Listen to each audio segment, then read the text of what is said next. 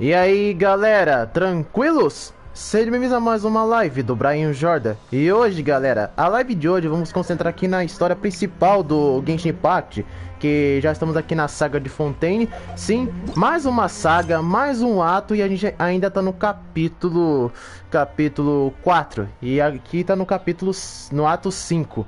Desculpa se eu meio que erro os capítulos aqui, gente. É que eu não sei falar muito a língua romana dos números. Não sei porque que a Royal Verso deixou a língua dos capítulos do Genshin Impact em romano. Mas até que assim faz sentido pro jogo. O jogo é de fantasia, se passa num tempo antigo, então tá de boa. Tá de boa. E a gente vai ver aqui a história de Fontaine, como vai ser dessa vez essa saga, e como vai ser. Depois foi mostrado nos trailers da atualização 4.2, sobre a Furina, sobre o Nevilete também tá envolvido, a Navia também envolvida, e também um novo boss. E também a Squeakney, que é uma personagem que ficou muito misteriosa no final do trailer. E a gente vai ver aqui como é que é a história. Mas de enrolação, vamos ali ver a história do Fontaine e ver o restante da história.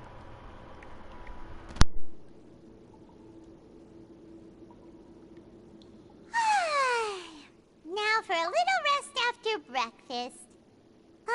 This is the life. Wait a sec.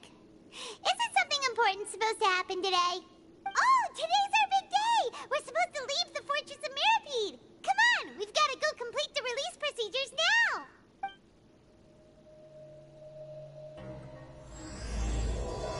Capítulo 4, Ato 5. Máscara da Culpa. Então vai ser assim a mostração dos capítulos? Vai ser mostrado junto com a cinemática? Então tá. Eu até me pergunto, como que até agora a Lumine não saiu desse lugar depois de tudo que aconteceu? É sério que ela ficou ainda nesse lugar depois de tudo que foi mostrado com o Nevilete, sobre a história dele e tal, e ela volta pra esse lugar? Vai entender essa mecânica aí. Talvez tinha um pouquinho de furo de roteiro no meio para isso ter acontecido. Please, sign here. This document will be effective immediately upon signing, and you two may exit the Fortress of Mirapede via the regular channels. It's been so long since we've been to the surface. Let's hurry up and... Huh? What's happening?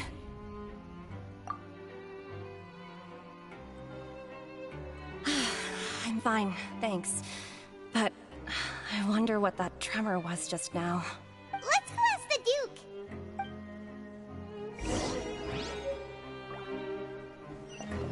Vai até o escritório.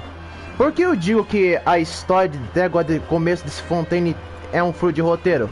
Porque no vídeo que eu fiz do Genshin Impact sobre o evento do game, a gente saiu de Fontaine e fomos para Mondstadt reencontrar os personagens. Não, pra Mondstadt não, pra Liyue. E como que até agora o Mini foi parar nesse lugar? Olha, isso aí foi um furo de roteiro, na minha opinião. Foi um furo de roteiro. Não dá pra saber se as histórias que acontecem nos eventos do game são canônicas. Mas com certeza é canônica, só não é muito citada porque a Royal Verse sequer toca no assunto que aconteceu no evento. Mas é muito bom. Muito bom mesmo. Olha, gente, em breve eu também vou trazer mais um jogo da Royal Verse aqui no canal, que é o Honkai Impact 3. Ele é um jogo para celular e não tem para consoles, mas eu vou tentar dar um jeito de trazer esse jogo, porque ele é muito pesado do que o Genshin. Your Grace? Ah, good to see you two. Is there something you wish to see me about? Yeah, what was with that earthquake just now? Ah, that. The tremor didn't originate from the seafloor. In fact, it seems it came from the surface. Over the years of serving as the warden here, I have developed a sense for distinguishing between what occurs on the surface and what occurs underwater. Besides, the seal that Monsieur Neuvillette set in place won't fail so easily. So the fortress is okay?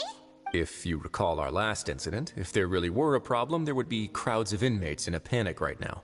Huh, you've got a point. Okay, seems we need to get back up to the surface and ask about what happened. By the way, do you know what day it is today? I believe today is this month's pipe cleaning day. Wait, seriously? Ah, yes. Have you completed your release papers? Yep. It's you two. Are you leaving now? That's right.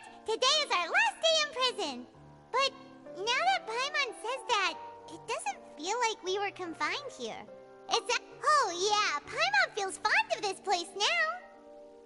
Then be sure to come back and visit. I'll miss you. If you've signed the release papers, then you're free to go. The guard... You're not going to see us off? I knew you'd ask. All right, sure. Let's go. Well, you actually agreed. No worries, you must be busy. Paimon was just joking. Ah, so you do have a polite side, I see. After being down here for so long, I imagine you must feel like you're lacking companionship. Shall I come along too? Yeah, don't worry, we'll come back to see you. Paimon really likes the cafeteria here. The chefs sure do know how to make good grub. I hope you won't be here as convicts the next time I see you. We'll do our best to stay out of trouble. Well, it seems our work in the Fortress of Meripede is finished. That's the end of another chapter in our journey. And since Nervlet was the one who asked us to come here, we should probably go report to him now. Next up, the Palais Mermonia. You're going to see Monsieur Nervlet? Please pass on our kind regards. I'm sure just your regards will do, no? I believe it would be the polite thing to do. You're right. I've heard the Palais has been terribly busy these days. Tell him that I hope he hasn't been overwhelmed by the recent string of troubles.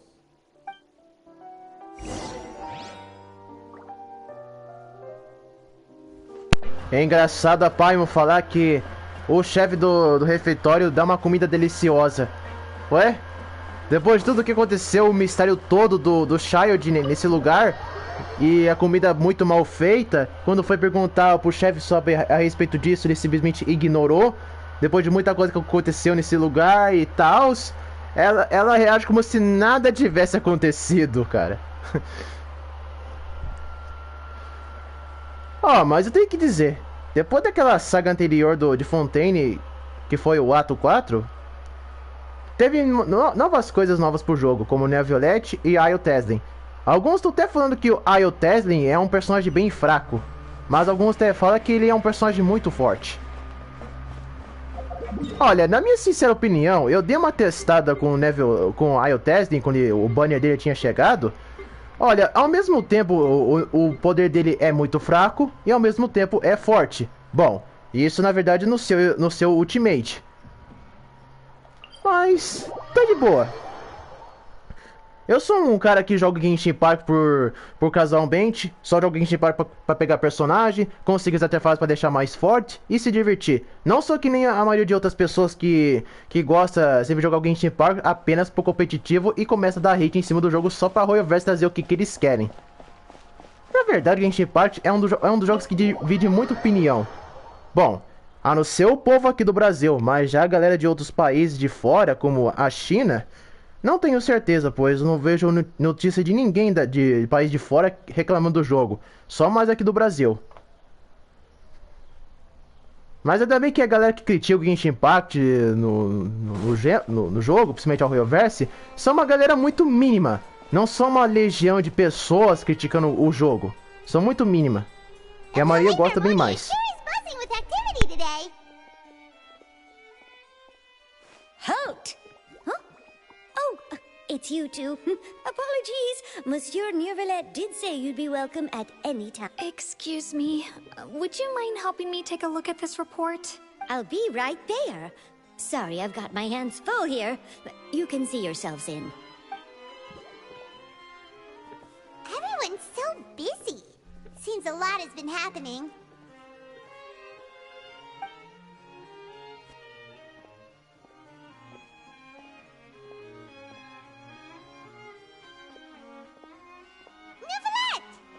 Hello.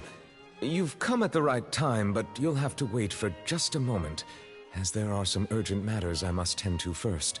In the meantime, please, have a seat. If you'd like to have something to drink, let the Melusine outside. That's all right. We just ate. Very well, then. Let's take a break over there while we wait for him to finish his work.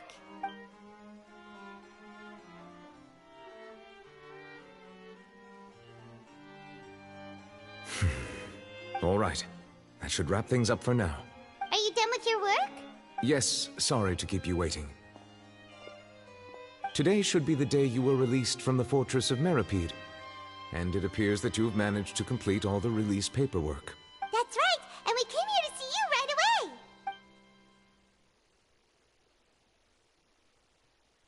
away. A massive whale. Do you have any idea what that might be? Judging from your description, that cannot have occurred in any ordinary waters, but rather something like the primordial sea.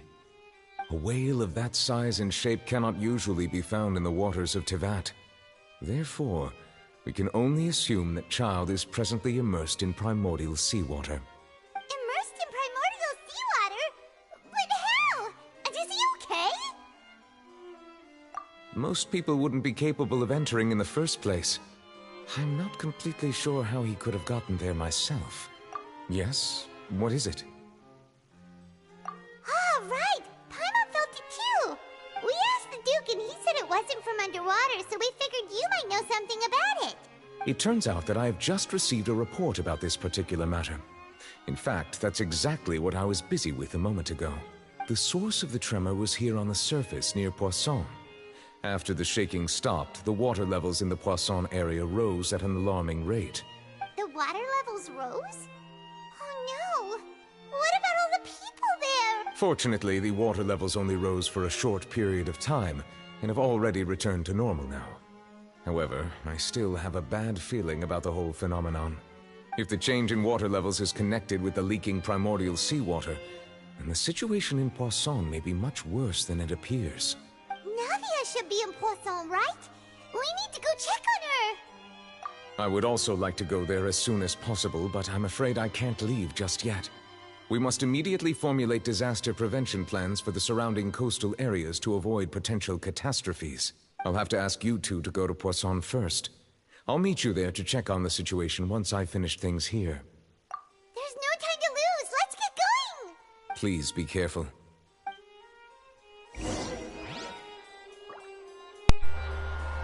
Olha, gente, antes disso, o banner da Furina, que todo mundo falou, finalmente chegou e o Baishu voltou pro jogo.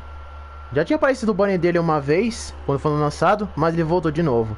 Infelizmente não consegui pegar a Furina, mas pelo menos eu consegui pegar a Charlotte. Cadê ela? Aqui está ela, a Charlotte. Na verdade, não era só a Furina que eu queria pegar, mas também a Charlotte ao mesmo tempo.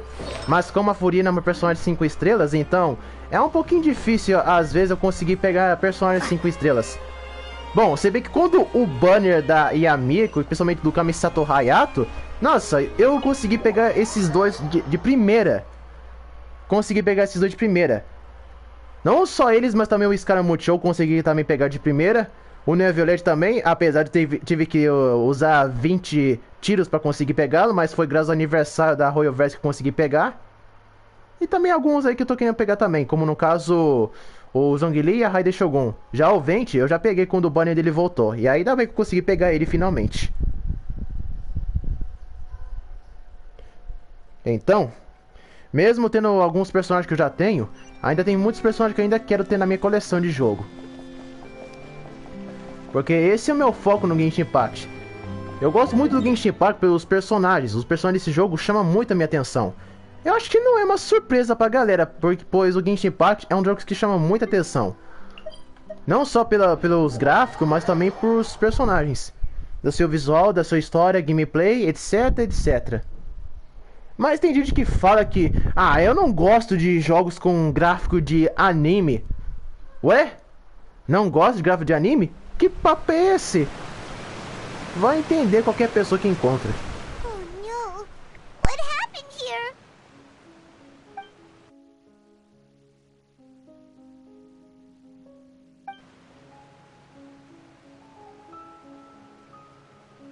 Navia should be around here, right? We need to make sure she's still... Paimon means we need to check on her.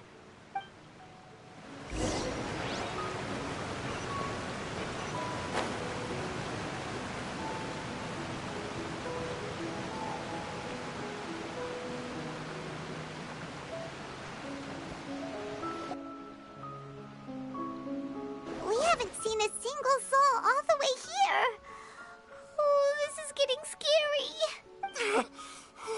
do now? Look! There's someone on the roof over there! Just stay put! We're coming up! Watch your balance! All right! Just hurry!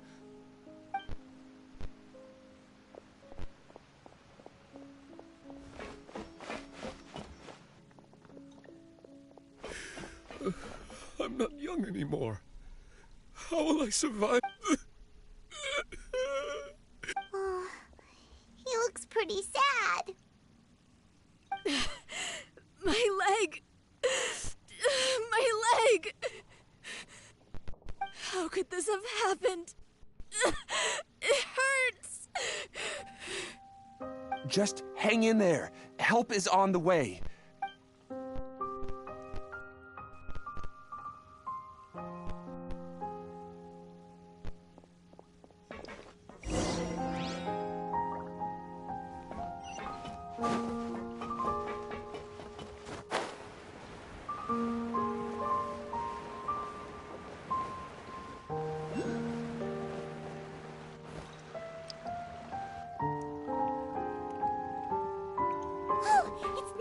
She's over there! Hey, Navia! Are you okay?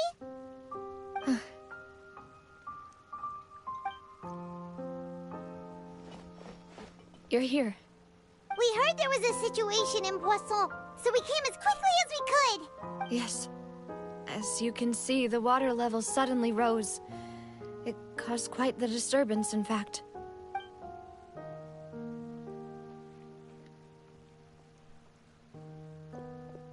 Demoiselle! There was a wounded resident next to a building southeast of here. We've already transported him to safety, but we've run out of medical supplies. He's wounded? How badly? He fell, so it's probably a broken leg. He's pretty shaken up. When the water level rose, he desperately climbed up to the roof. Once the water receded and he saw the ground... He jumped down then. Find the leader of Squad 1, and tell him to take the wounded resident to see a doctor. He should know where to go. Understood. I'll take over his search and rescue mission in the meantime. All right. You'll be in charge. I'm sorry. Where were we? The situation in... Right. Allow me to explain. A little earlier, we suddenly heard a loud noise. At first, everyone thought that something might have exploded in the waterways. But before we knew it, water started pouring out from everywhere. The rushing water seemed a little odd, almost like the unique color of primordial seawater.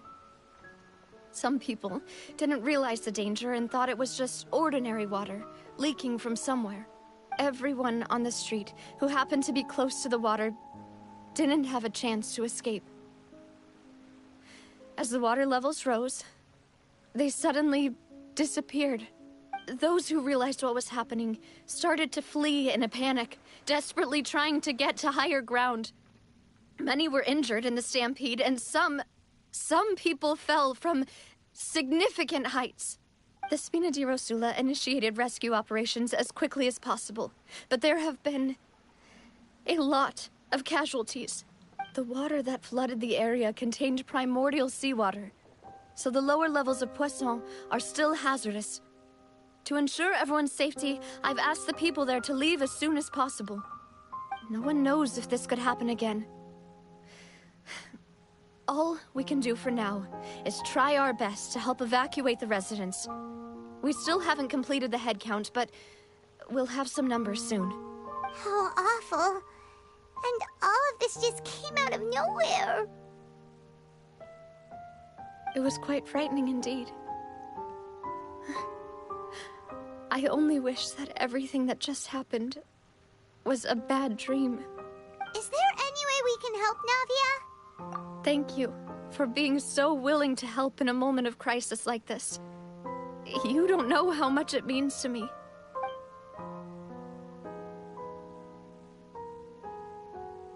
Don't say that, Navia. That's what friends are for. Demoiselle! We've got a situation here! I'll be right there. Sorry, I need to go for now. she goes. Seems it might be a while before she can take a break.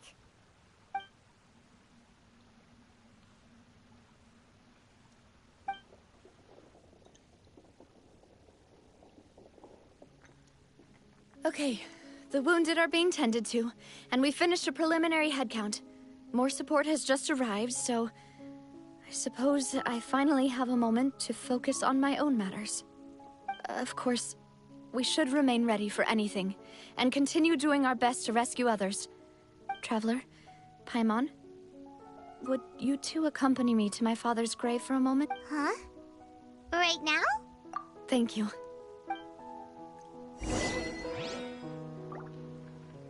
Tudo bem, cadê o Melos e o Silver? Eles não estão aqui. Olha, até que a Royoverse fez um trabalho no cenário aqui pra mudar alguma coisa. Bom, não sei se isso aí vai ser mantido até... Não sei se isso aí vai ser mantido até acabar a história, mas só vamos saber daqui pra frente.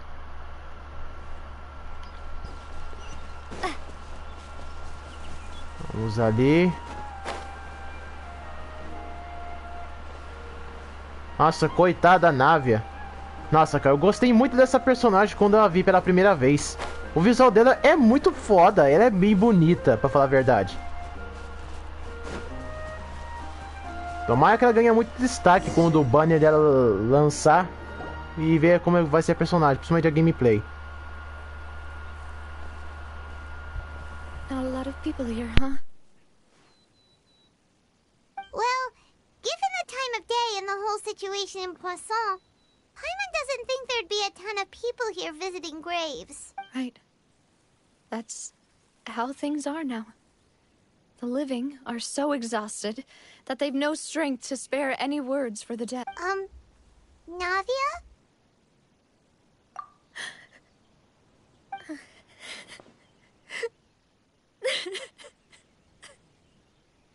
Navia, what's wrong? Sorry.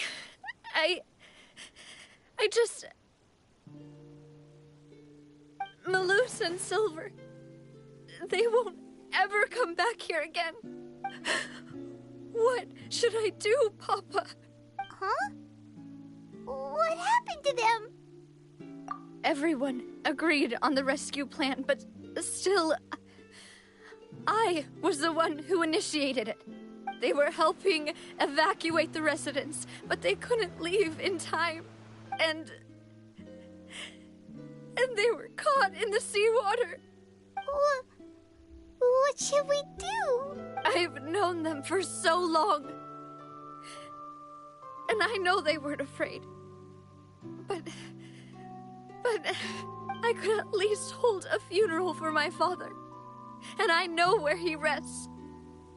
But as for Malus and Silver, they're just... gone.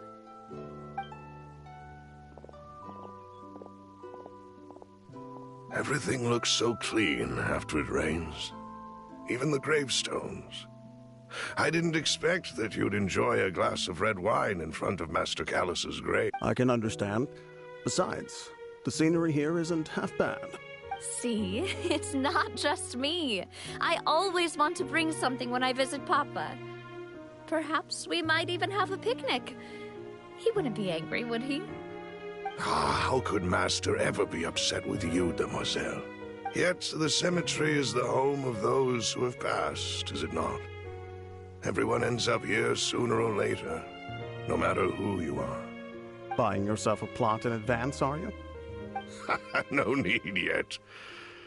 But when I do, I hope you'll let me be buried beside Master Callus, Demoiselle. Hey, stop joking around. I'm quite serious. That way, it will save us both the trip to see each other whenever you visit your father's grave. That makes sense. In that case, could I be buried on his other side? After all, besides you, Demoiselle, the two of us could certainly be considered Master's closest companions, no? Personally, I believe we fill those shoes just fine. Why are you bringing this up all of a sudden? Seriously. All right. I'll remember your requests. But I'd really prefer not to talk about this stuff. And what do you mean by saving me a trip? I'd make the journey even if I had to visit you two somewhere else. I'd promised to let them rest in peace here. But here I am breaking that promise. I'm sorry for letting you see me in a mess like this. I don't usually cry, really. Paimon doesn't know how to help you feel better. But, well, she understands how you feel. I'd always thought I could make my wishes come true. But now that I think about it, that never solely relied on me. Many things can only be accomplished with someone else's help. Malus and Silver have helped me so much. But by God, I'm so sorry. You can spend as much time as you need here, Navia. We'll stay with you. Thank you. Right now, you don't know how much that means. By the way, you can have a look at this. It's a list of victims from the incident that took place here. Obena, Khan, Burnett, Giverny, Francine, Karina, Daisy Ray, Joinville, Julianne, Esson, as well as Malus and Silver. So, everyone else is safe. But still... It's okay. I know what you're thinking. And you're right. We lost Malus and Silver. But we were able to save more than we anticipated. The overall outcome indicates that the cost... Right! Don't think that way, Navia.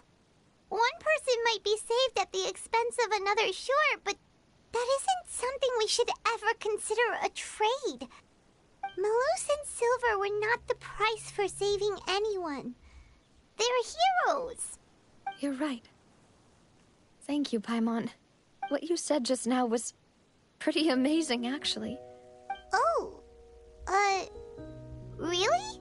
Seems you've become more eloquent in the time since we last met. The knave? What are you doing here? Eu nunca pensei que a Arlequino fosse aparecer de novo! De novo que ela apareceu! É claro. Depois do que ela conversou com a Furina, então é claro que ela não vai deixar de aparecer na história. Provável que mais cedo ou mais tarde ela vai ser uma versão jogável. Mas eu tomara que a visão dela seja Pyro, porque é um poder que tem que combinar com ela, não uma visão de Cryo, Hydro ou Eletro. Não, isso não combina com ela não, é Pyro que combina. Is everything going well on your side?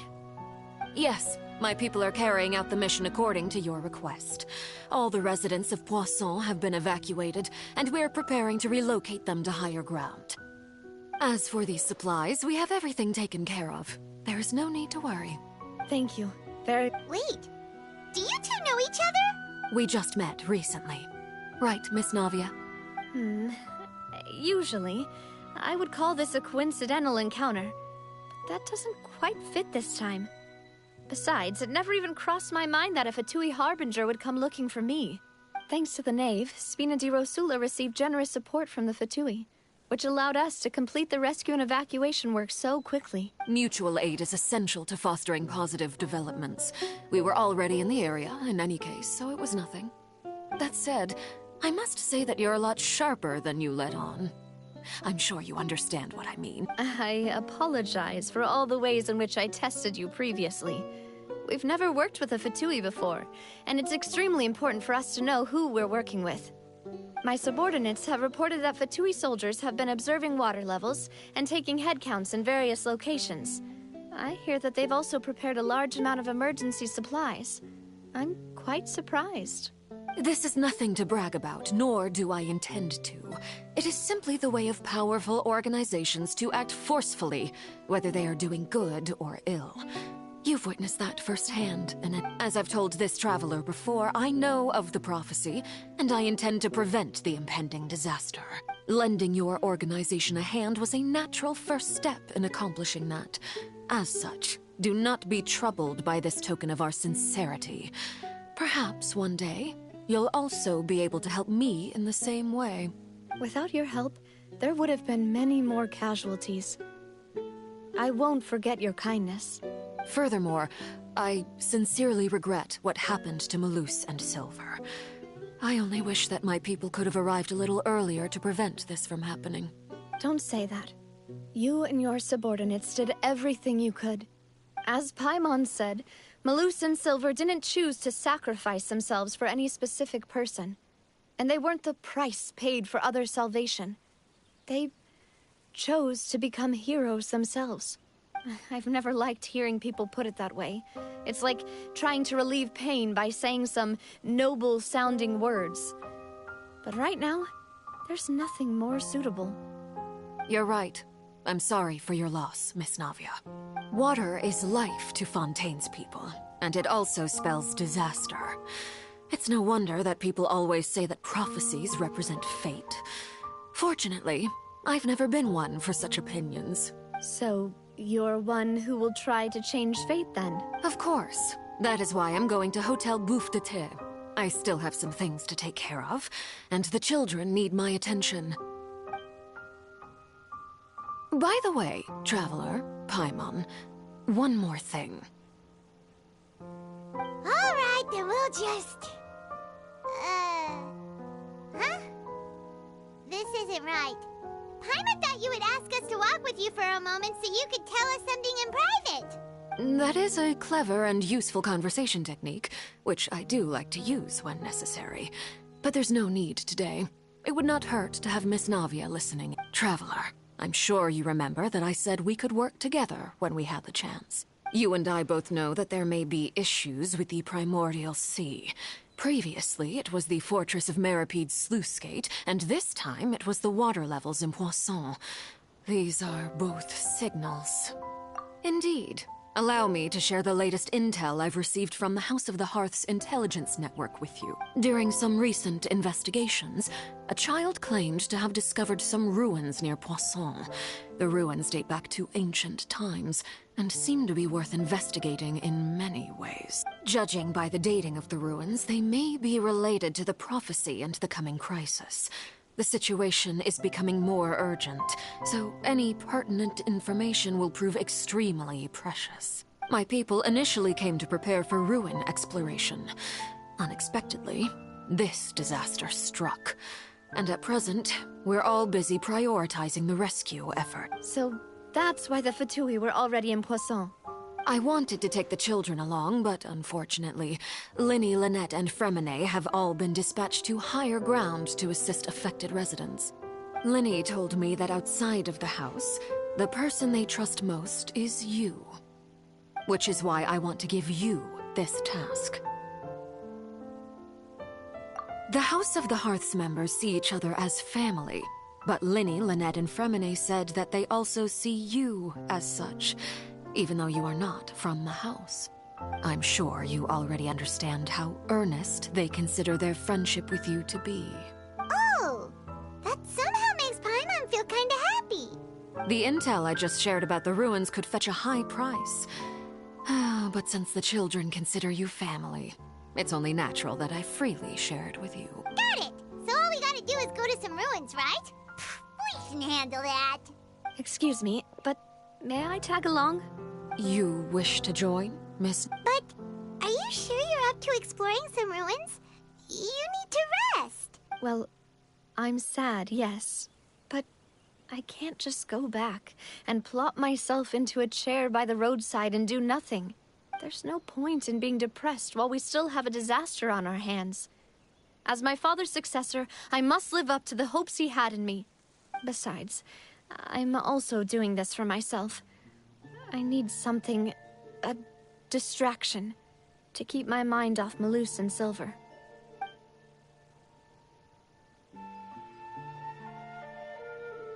Since you put it that way, I have no objections. What do you say, Traveler? All right. The ruins are to the south of Poisson. Here's the map. Okay, the three of us will handle it. Come on, let's pack up and get going.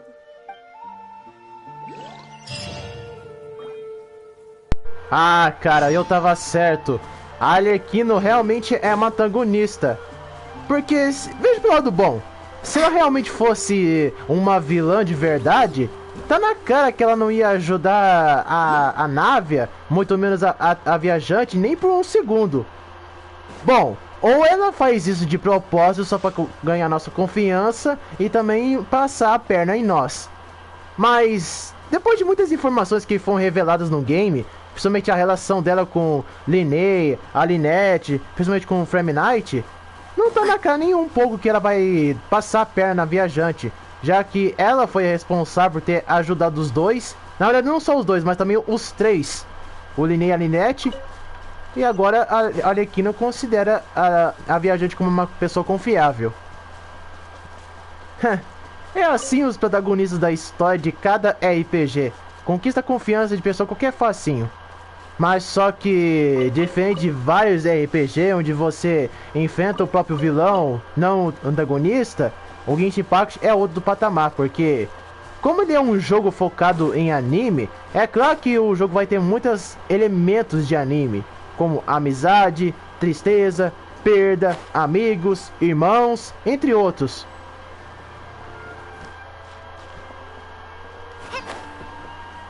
Ah, ali está ruínas. So, are these the ruins the knave was talking about? Whoa, talk about old. They seem to be pretty ancient, all right. Let's go in and have a look.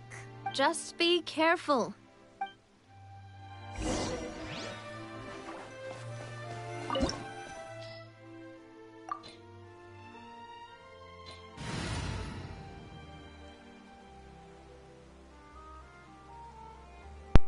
Bom, eu tô com a Lumine, com o Kazuha, a Rosária e a Mona.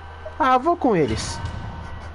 Porque eu não sou um cara que depende só de personagens mais fortes do jogo. Eu gosto de jogar com os que não são muitos a esse nível, porque eu quero. Simplesmente. Tem pessoas que preferem pegar os personagens 4 estrelas do Genshin Impact e depois nunca mais joga com eles porque fala que tem aquele papinho de eu vou aposentar esse personagem. Esse aqui eu não vou usar mais. Então por que pegou ele? Por que pegou ele então? Vai entender. A galera no Genshin.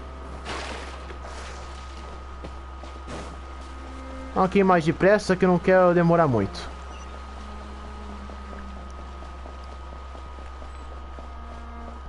Ainda bem que eu deixei meus personagens mais fortes pro jogo. Shadows of fate. Bombs away. You can't run! Clouds high, the birds call. Delve into destiny. Decided by destiny. Punishment. Water jet. Quebrou em pedaços, como um gelo. Alguns até falaram que a versão Hydro do Viajante é horrível. Bom. Você tá de brincadeira comigo. Nada a ver isso aí, cara. Como que eu ia saber que tinha uma armadilha ali?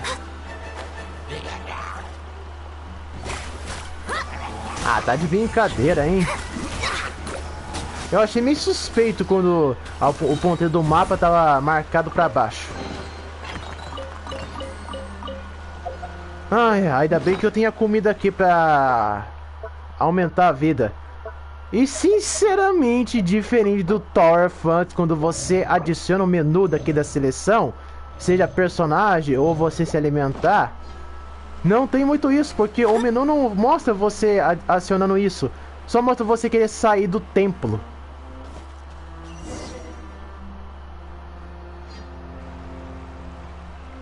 This place has also been contaminated by primordial seawater. Yeah. And a lot of it, too.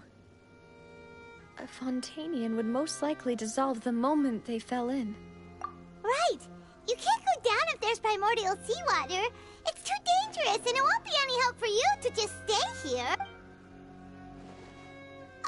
Don't get by my wrong. We're not saying you're useless. It's just that... No, you're right. I can't do anything in this situation. I'll leave this to you.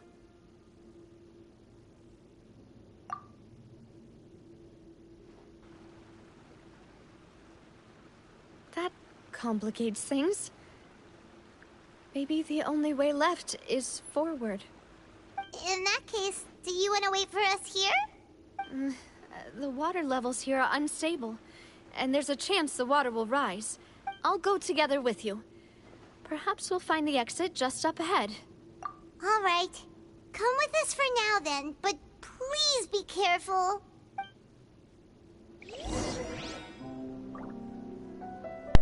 Olha, eu até queria jogar com a nave, mas parece que o jogo não dá essa oportunidade.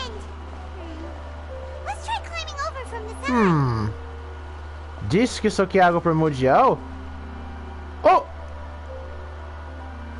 É água primordial. Realmente dissolve. Tá na cara, porque eu acabei de voltar aqui.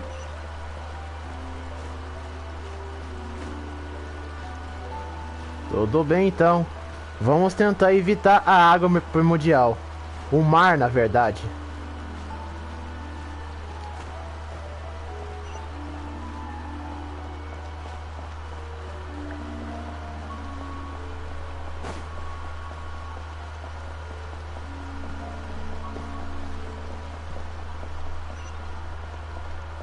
Desta vez eu não vou querer cair numa armadilha de novo, não.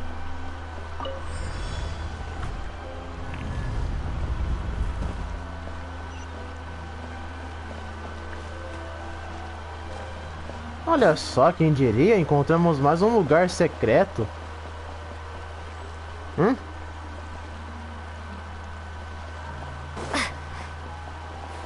Oh!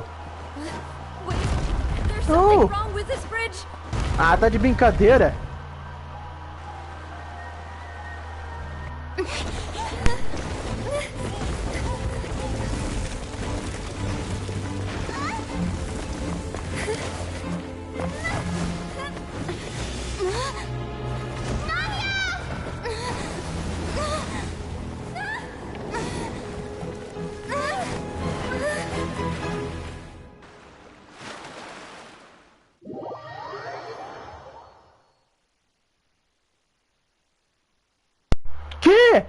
O que aconteceu, cara?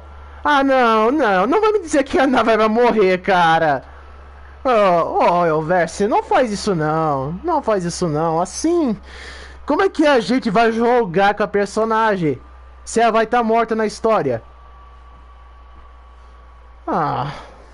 Calma, só vamos saber quando ver, agora.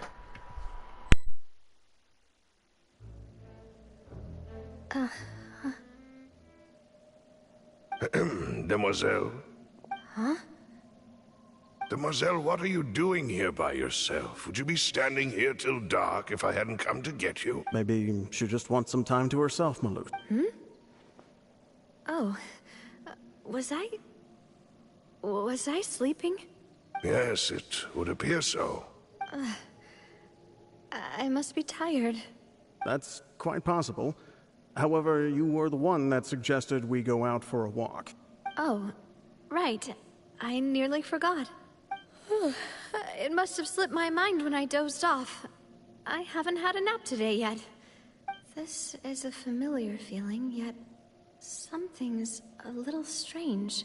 Is something the matter, Demoiselle? Oh, no. No, I'm fine. I was just trying to recall why we came out for a walk. Do you remember Mr. Giverny? He'd requested our help before with foreign merchants who had a debt dispute with him, and we'd resolved the matter not long ago. We were headed to see how things were going with him at the moment. Ah, right. Yes. I remember now. Oh? Miss Navia. Ah, Mr. Malus. And Mr. Silver, too. How have you been? I've been great. Thanks to your help, those bothersome merchants finally realized that I wasn't the one they were looking for. Why, I wasn't even the guarantor for that bird. They were knocking at my door day and night. Even my neighbor, Obina, was getting fed up with them. Sometimes force is required to calm someone down and get them to listen to what you have to say. That's right. Oh, by the way, Burnett, what was it that you wanted to give to Miss Navia again? Oh, yes. One moment, I have it right here. Miss Navia, these are some flower seeds that I prepared. Please take them. They're a very good variety, and they'll become very big and beautiful once they bloom. I don't know what we would have done without your help, so this is a little token of our appreciation. I hope you won't refuse. Ah, did you cultivate them yourself? Thank you so much. I'll certainly take them. Maloose, we do still have some empty flower pots at home, right? Why, we can have as many pots as you'd like, demoiselle. Perfect. In that case, we'll swap out some of the decorative plants for some of Mrs. Burnett's flowers. Very well. Wait. Something seems to be off here. Excuse me, madam. If I'm not mistaken, your name is Burnett, correct? That's right. Is something wrong? No, it's nothing. This is the first time we've ever met, but your name seemed familiar to me. I must have heard it when I was discussing things with your husband previously. I've heard this name before. Sometime recently, I'm sure of it. And why are there so few people around here? Where did everyone go?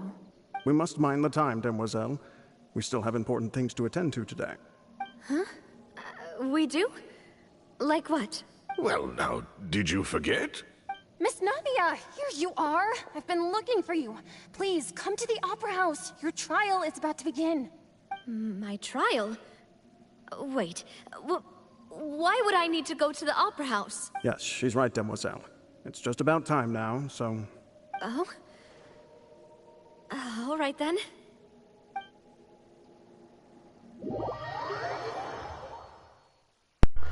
Bom, isso não tá certo, não. Aí na casa de ópera, no julgamento?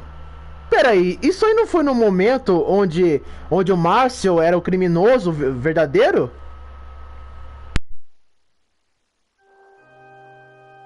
Look, it's Navia. She's here. And her two attendants are with her. Goodness, everyone's finally here. There sure are a lot of people here to see the trial. And they all seem to be oddly excited about something. Karina, Desiree, Joyville, Jolien, Essen. Why are so many people here?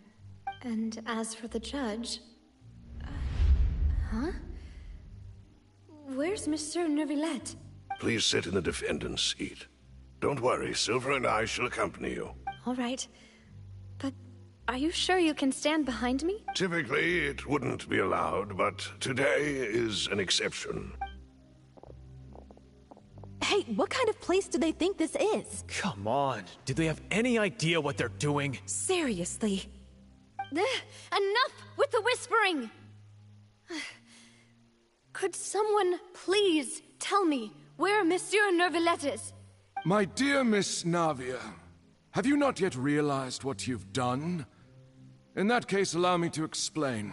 As all here know, you are Master Callus's successor, the head of the Spina di Rosula, someone held in high regard by every soul in Poisson.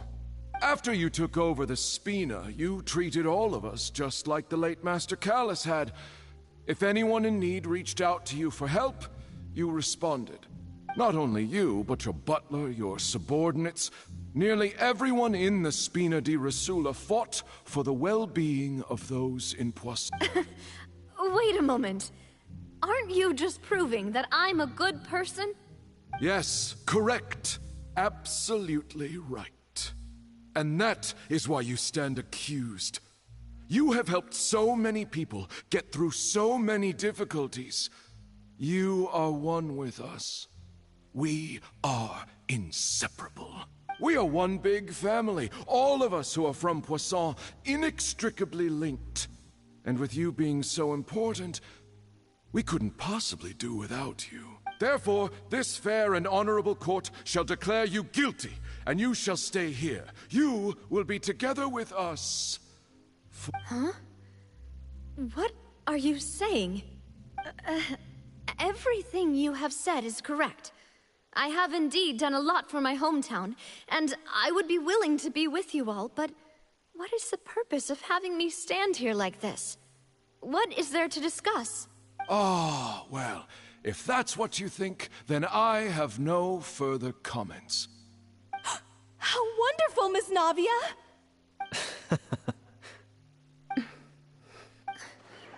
I know all these people. Why are they laughing?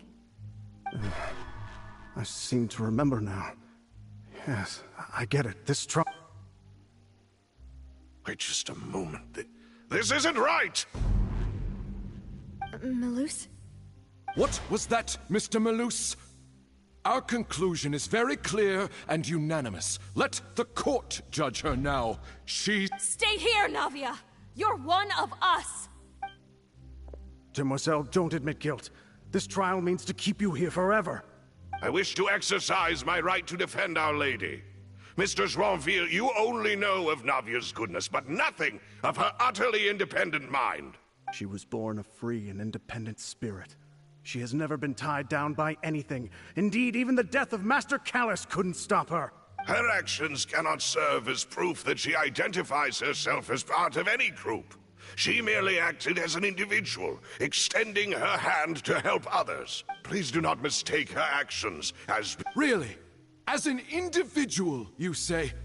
Don't forget, we are all Fontanians here. This is the nation of justice. Even if Miss Navia only voluntarily rendered her assistance, that doesn't change the fact that her beautiful soul must return to everyone. Water accepts all, blends with all. It will surely accept her kindness. Everything is measured here in the nation of Hydro, and in the end, everyone shall meld together. Thus, when a unanimous opinion emerges, that now I speak for everyone. Our opinion is consistent. Navia should stay. We and Navia are one. And you would call this justice? Preposterous. You are merely jealous that Demoiselle still has a chance to exist as an individual. Have you forgotten how much you all once longed to become individuals, to become independent? Do you mean to defy our justice? If your justice is flawed, then why should we acknowledge it? As you said, we can also have our own justice. Silver and I shall defend Demoiselle. And that is how we will enforce. My head... It hurts. Demoiselle. Silver, it hurts. My head is spinning. All I can see is stars swirling and... I remember now. Everything that seemed odd from the very beginning. Karina, Desiree, Joyville, Jolien, Essen, and Mr. Giverny and Mrs. Burnett, who we met earlier. Even Malus and Silver. I don't want to admit it, but they're all dead. Don't be afraid, and don't admit guilt. We will protect... Absurd! Who are you to say that she cannot be judged? We are the majority, and in the nation of trials, the majority is... Don't let them escape! We shall keep Navia here with us! Mr. Malus and Mr. Silver, must you be so stubborn? How could the two of you possibly hope to stand against the collective? Do not resist. This judgment is fair and just. Navia belongs to us. After all that happened, she should not be left alone in Poisson. What are you saying? No more excuses. She says we're jealous. Jealous? How could she possibly be an independent What's with these people? Who's jealous of her? She belongs to us! Miss Navia. Silence.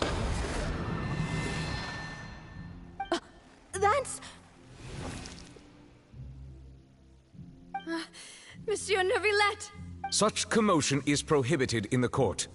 The accusations you just presented are nonsense and cannot constitute a proper trial. The court will adjourn for the rest of the day. In this, I shall hear no objections from any unauthorized party. Our thanks, Monsieur Neuvillette. Please leave with me, Miss Navia, while there is still time. But... Go on now, demoiselle. This is your only chance to leave this place. What, Count? Loose. My apologies. I couldn't resist making one little joke once I realized that... Malus. Silver. Quickly, you must come now. Goodbye, demoiselle. Farewell. Nossa, cara, o que acabou de acontecer aqui agora? Olha, eu fiquei muito perdido. Eu fiquei muito perdido aqui depois que apareceu essa cena. Mas só vamos ver agora mesmo o que aconteceu tudo isso. No, wait! Just a second! Navia? You're awake. Good. I must have been dreaming. Malus and Silver were still alive, and they were defending me at some insane trial. It looks like you're all right. Did all the sad feelings cause you to have a nightmare? Paimon could give you a hug. The ruins you were exploring suffered a cave-in. When I arrived, I found you falling toward the water. You were just about to be dissolved within, but I... What is it? I think I saw 2 Oceanids protecting you. It was only for a moment, perhaps even a fraction of a second, but they gave me the chance to retrieve you. Were it not for their intervention, I would not have been able to rescue you before your consciousness dissipated. Wait, did you say Oceanids? You mean like what happened with Vache? Perhaps those 2 Oceanids were the people you saw in your dream. I always told them that they didn't have to protect me. To think that they'd keep doing so even after death. Nossa, cara, então, depois do penhasco ter sido destruído, então quem salvou a nave eram o Melos e o Silver. Nossa, cara, mesmo esses dois terem morrido, eles desafiam a morte, tudo pra proteger a Navia. Nossa, cara. Olha, seja lá o que foi que a Royalverse criou na saga de Fontaine depois da atualização 4.1, eles fizeram um bom desenvolvimento pra Navia. Olha, isso tem que admitir. Não sei se a Navia conquistou tantos fãs depois dessa sua história, mas eu tomar que tenha conquistado. Please come with me.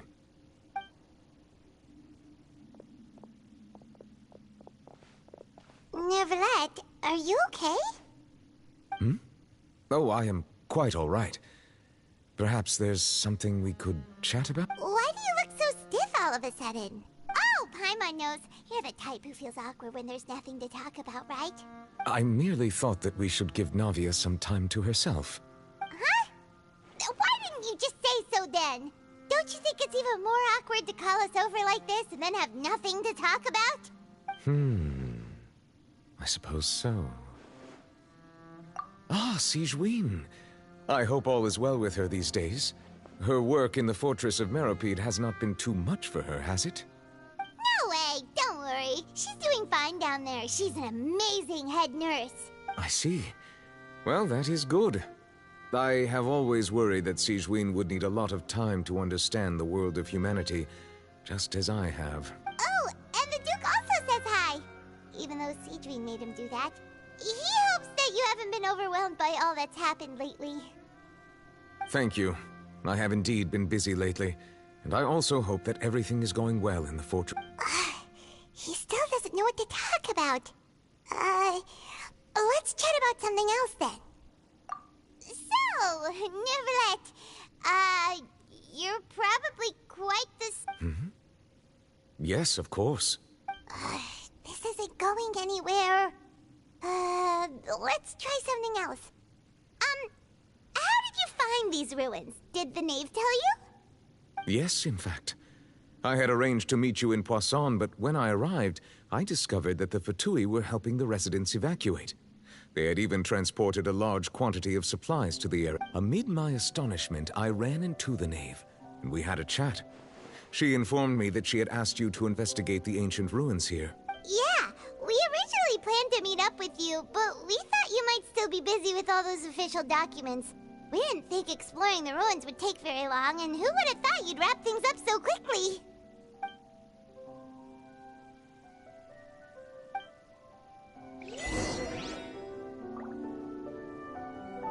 Que bom que o Nevilete apareceu.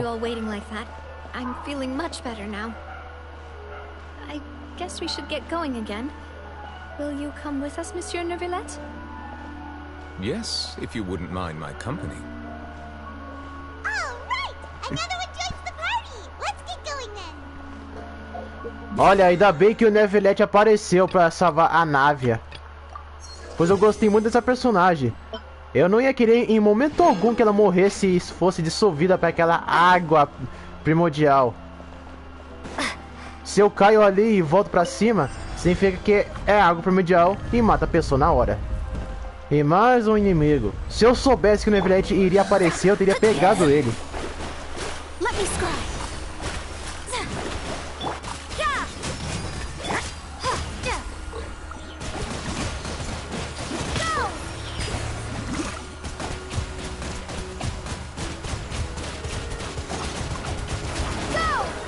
Sinceramente, eu nem sei pra que serve essas bolinhas de água aqui no jogo. Ele serve mais pra encher a vida. Shadows of fate. Fate is upon you.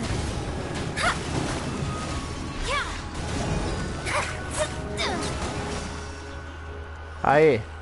A Mona não pode não estar tão forte como eu queria, mas eu logo tô investindo na personagem.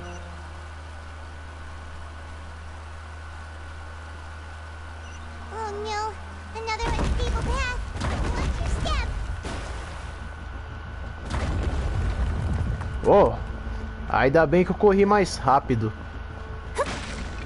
Hã? Oh!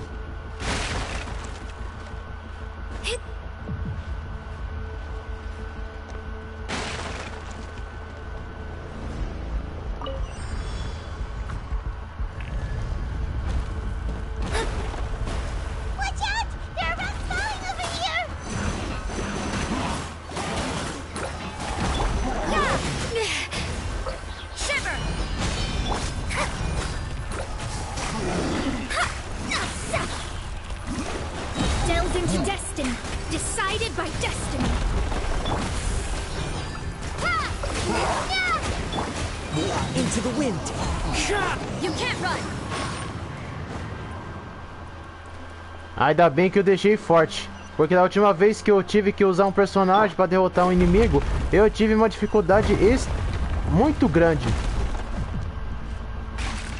Ainda bem que eu trouxe a Mona junto comigo para correr mais rápido, porque eu não queria ter dificuldade nenhuma para poder subir essa torre.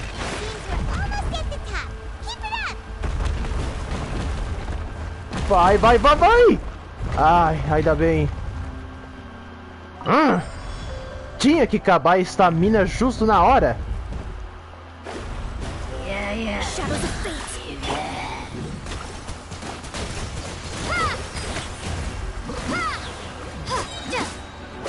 Wipe out.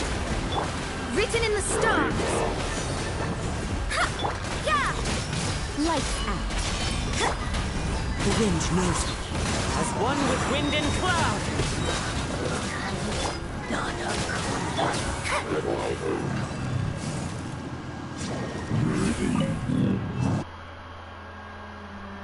Hã?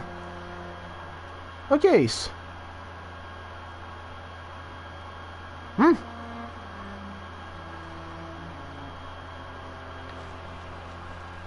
Bom.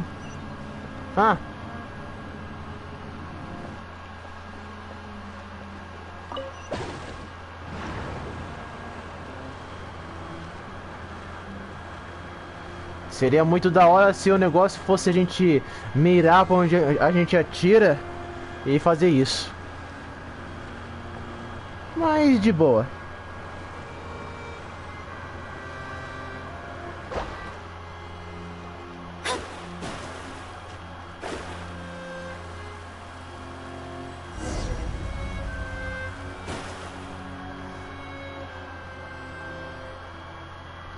Looks like we've reached the end.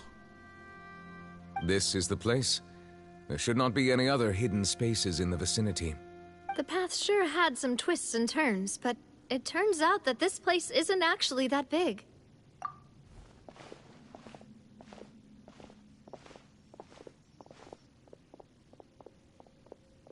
Stone slates?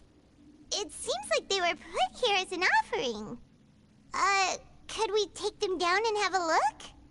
Perhaps we should just leave them be for now. There are 4 locations in total, but only 3 stone slates. The slate that should be in the first empty spot is missing. The surrounding walls also show signs of damage. There's something written below. Let Paimon see. Reason dictates that this nation be destroyed. I shall record the history of its future here in its past. Say what? It feels like someone left these slates and these words here for a purpose. But does he mean that Fontaine should be destroyed? That would fit the circumstances dictated by the prophecy, yes. Indeed, the slate's contents correspond to it. Take the second slate, for example. There's a person kneeling here. She seems so dedicated. And there's a whole bunch of other people behind her doing the same. And is that Lady Farina in the third image? Did the Hydro Archon fall into the water? And is that a ring of people around her? Paimon doesn't quite get it, are they? The fourth image. I know this one. This exactly matches the content of the prophecy. The people will all be dissolved into the waters, and only the Hydro Archon will remain, weeping on her throne.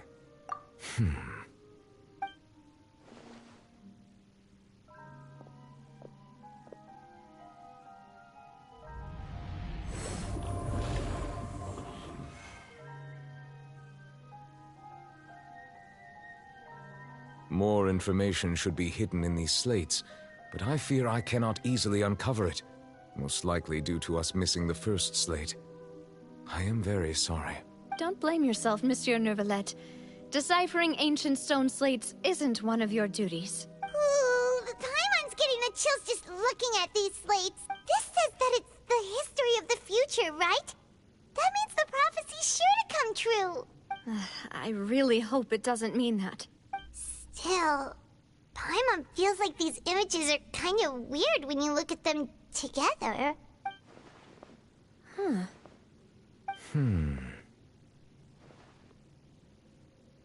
That's right!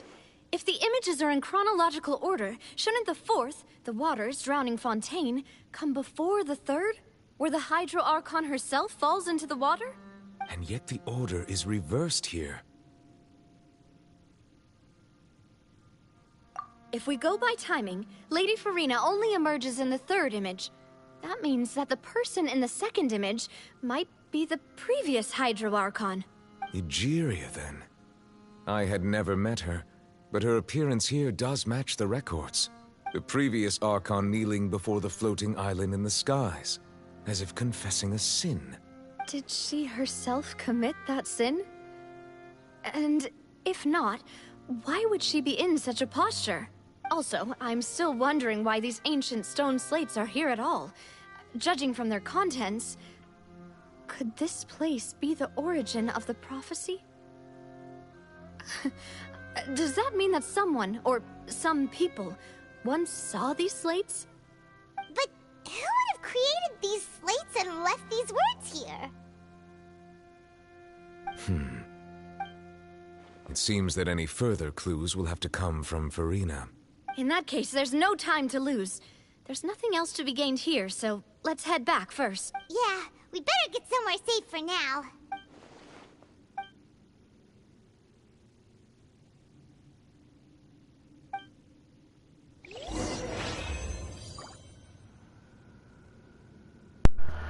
É, o negócio da profecia é verdadeira. No momento que foi mostrado no trailer do jogo, da Furi na cutscene lá chorando no trono, é verdade.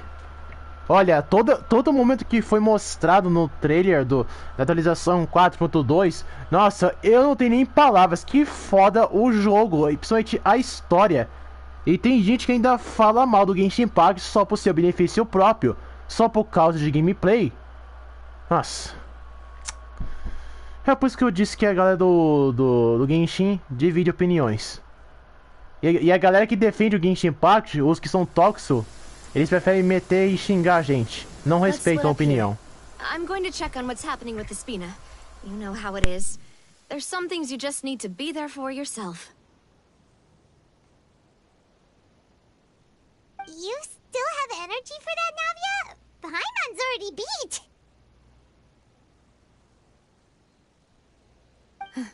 Just head back to the Fleuve Cendre and have a rest then. Thanks for keeping me. I will go talk to Farina tomorrow morning to ask about the stone slates. I'm sure that you're concerned about this matter as well. If you have time, drop by my office. I will share the results of our discussion with you.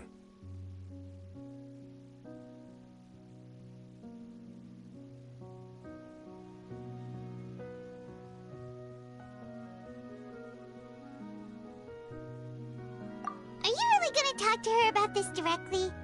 Will that be a problem?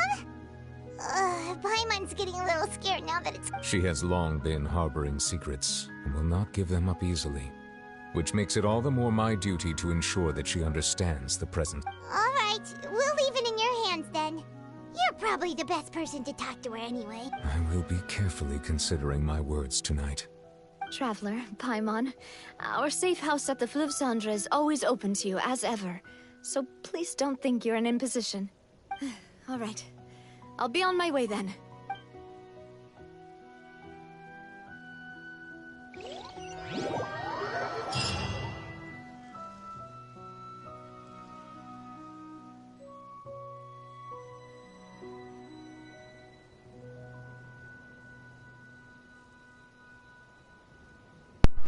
Nave e o Nevelete vão embora. Você volta a experiência na sua.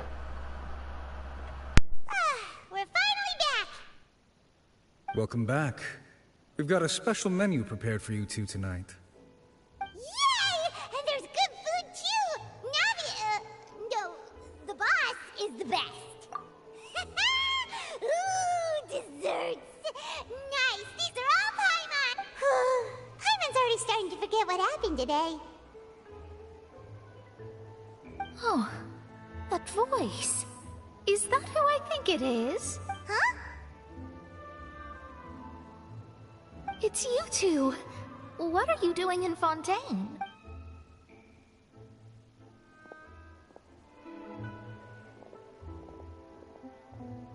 Mona?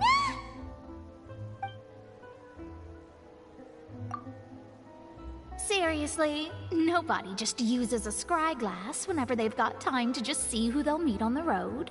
Still, we didn't expect to see you here. Wait, you're not a Fontanian, are you, Mona? Well, I have some business to attend to here, so I booked a hotel in the city. I was just out for a stroll when I bumped into you. Quite unexpectedly, if I'm... Why did you think I was from Fontaine, though? Is that because Magistus doesn't sound much like a Mondstadt surname? Yeah, let's go with that.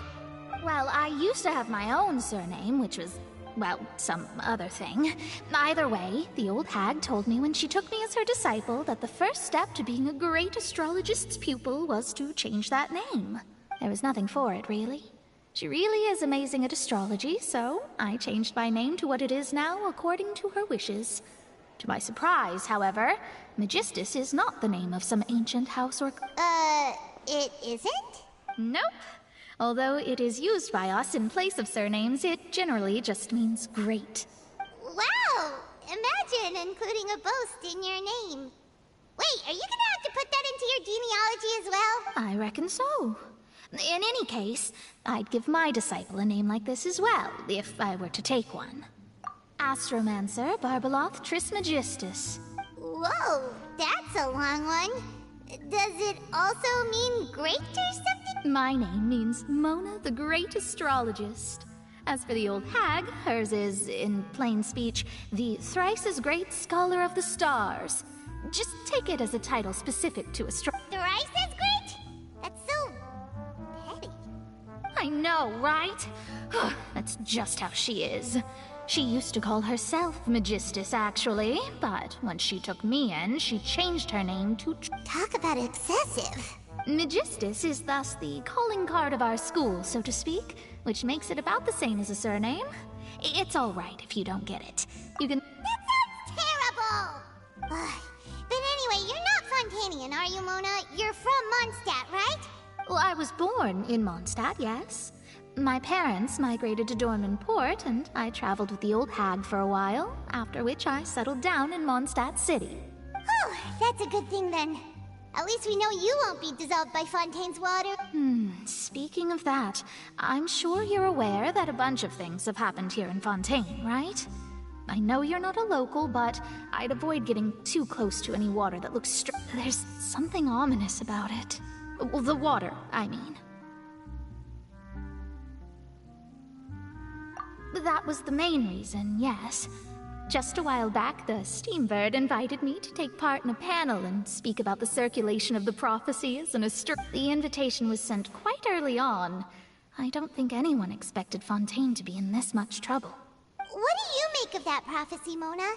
Just tell us what you think as an astrologist. Your word would go a long way to make things more certain and less...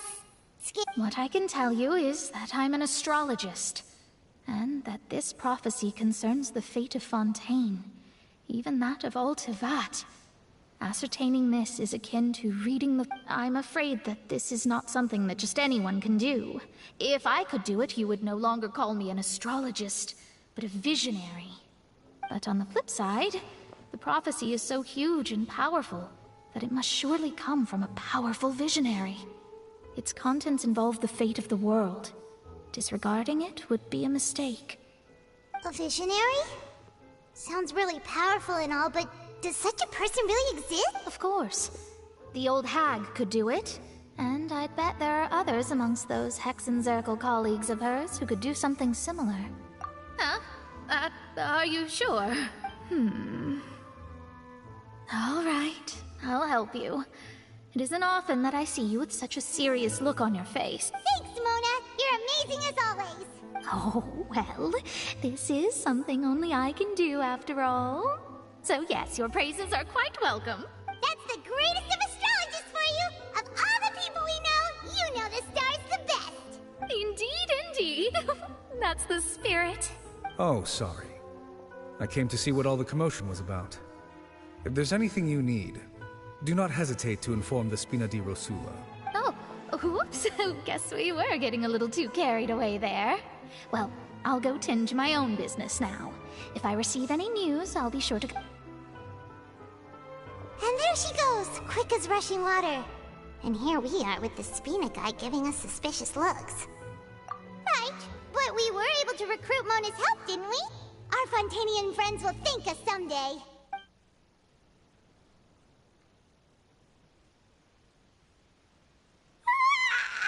Good morning. To be honest, Paimon's still feeling kind of but it's time to get up, traveler. We agreed to go see Neuvillette, so let's pack it up and get going.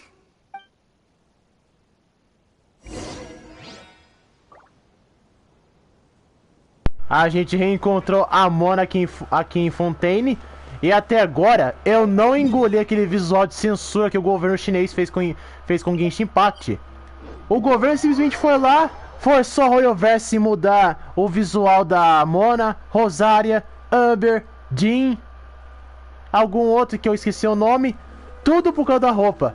Nossa, ele forçou a Royalverse a fazer uma coisa contra a vontade deles.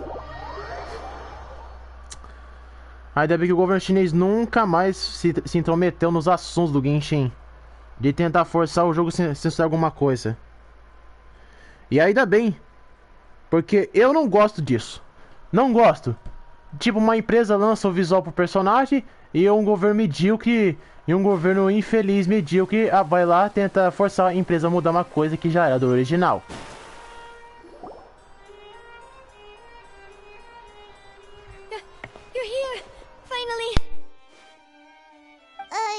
something wrong? Monsieur Neurvalette and Lady Farina, they seem to have gotten into a dispute. Please go see for yourself.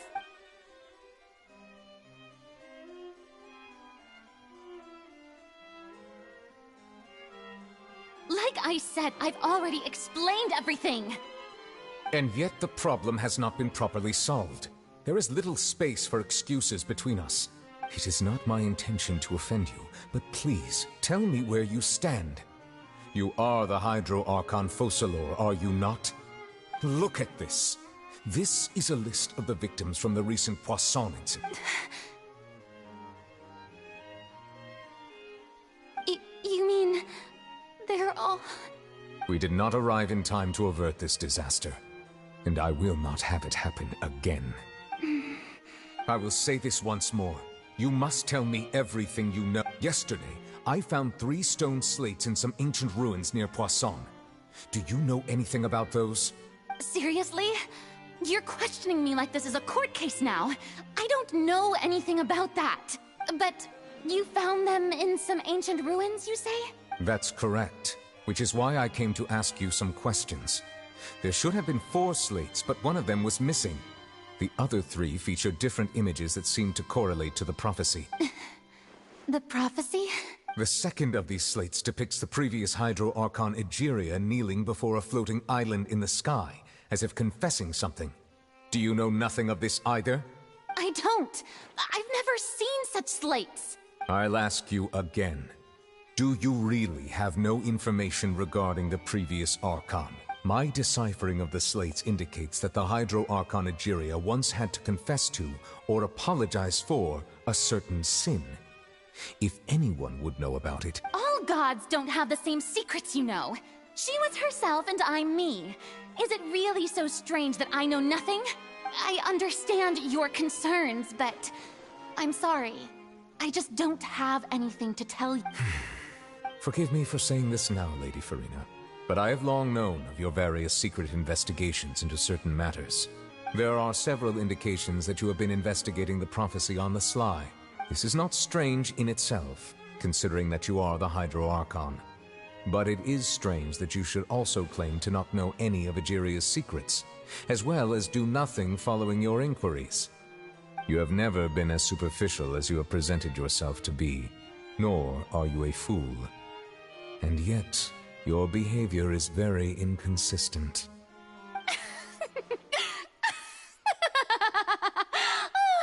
So you've been watching me all this time, have you? You... Well, since you know about my secret investigations, then you should know I'm actually working to take care of it. There's no point questioning or suspecting me. You're the Eudix, but you're still my subordinate. You should be following my lead. Just trust in me, your Archon, and do as I say. Never mind whether you can truly convince yourself to or not. It'll all turn out fine. That's all I have to say. We do not discuss this matter again. Oh, the opera's about to start. Toodles!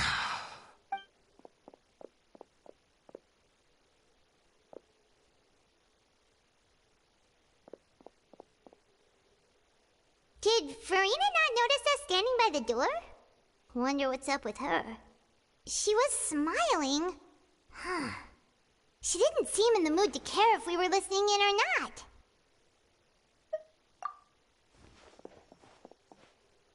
I assume you've been outside for a while now? Oh! You noticed! Seems Farina didn't even realize we were here. She was in a great panic, though I cannot discern the reason. Our discussion reached impasses time and again, a state of affairs that we can't... Still, I do not understand. Dialogue is the basis for understanding, so why did she keep refusing to engage? Everyone in her inner circle has noticed that she is hiding some secret. The issue is her attitude. I fear that she will not reveal anything unless absolutely forced to. We may have to create a situation in which she will have no choice but to speak. Oh? Like what? Normally, people will only reveal the truth when standing trial. Perhaps we must have the Hydro Archon experience. But Farina's seen so many trials, and she's really good at dodging questions. How do we make sure that she won't just slip away at the first chance she gets. We will need to consider this thoroughly, join forces with various parties, and then do what we can. If at all possible, I would prefer to recuse myself from this affair, but we must prevent the prophecy from coming to pass. This may be cruel to her, but all Fontaine is in crisis. The information a god possesses is too precious, and so we must take a chance on this. But who will lend us their aid to do such a thing?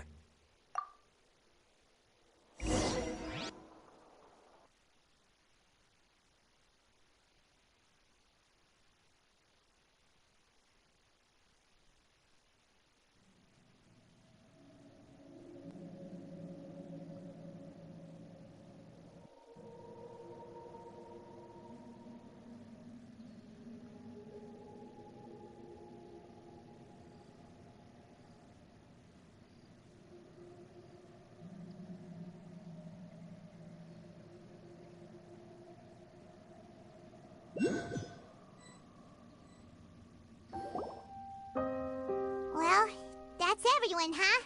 Speaking of which, it was pretty smart of you to think of hiding here. Poisson was just involved in a disaster, so it's presently devoid of people. That naturally makes it the best choice. And here you are drinking tea like it's the most natural thing in the world, huh? That's what family should do. Sit and enjoy a leisurely time together. It's nice to enjoy tea here, you know? Care for a cup? Lend me your ears, everyone. Or perhaps one of you might like to start us off. How about you, friend? Me? No. Then, how about you, good sir? I fear that I will cause the mood on this boat to become as... Well then, I guess we're lucky we've got a local like me to organize things. Wonderful, the spotlight at last. I guess I'll be facilitating things from here. That was a little long-winded, don't you think? Oh, you might be right. Anyway, to cut to the chase, our friend here, the Traveler, has brought us together to discuss something. As for what that is, well, let's start by saying that we'll be pooling our efforts together to create a series of traps. Oh, how intriguing. Well, it's just an expression, really. One that I just learned from Chlorand, and use on the spot. So, let's invite her to explain in detail. A round of applause, please. Huh? Didn't you say that you would be facilitating this? Oh, come now. Your work doesn't involve much public speaking, right?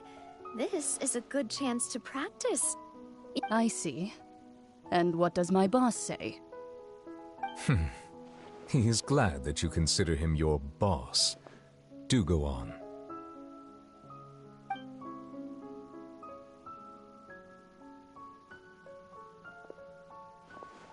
In that case, do any of you have experience hunting? Not that I recall. Fremine and I once used a wooden stick in a basket to catch wild rabbits when we were younger. As for Lynette, oh, right. You were sick that day, weren't you? I've also gone diving to catch some fish before. Does that count? I'm afraid not. You may or may not have heard, but Fontaine once played host to a group known as the Marechaussee Hunters. Though that was their name, they did not hunt animals, but rather various monsters left behind by the ancient dynasty of King Remus. Today, Fontaine's monster population has already thinned greatly, so the hunters have blended back into society. Take a trap comprises of the following components: bait, a trigger, and a containment device. Sometimes a lethal implement will also be necessary to deal with the prey. So, if we were to build a trap together, right now, what would you choose to build it with? For me, I would prefer something basket-shaped. Pigeons and rabbits will see the bait and naturally enter the snare. Our line of work requires a deft hand, and we're some of the best in the industry, so you can count on our techniques. You used some of those techniques while moving the people of Poisson, didn't you? My subordinates mentioned that you even performed some magic for the bawling children. Yes, and I even managed to gather some intelligence in the meantime. I'm quite the multitasker if I do say so myself. I'm afraid I can't claim that as my strong suit. I prefer more stable methods, like placing bait in the water and waiting for the fish to come within reach. Calm and steady. Exactly the kind of person who would catch loads of fish. And I can be their assistant. With discretion, I'm sure. I'd probably use some sort of mechanical animal. Papa once bought me some small clockwork squirrels, mice, and such. When placed in the forest, they can attract others of their kind. I remember that you liked those too, didn't you?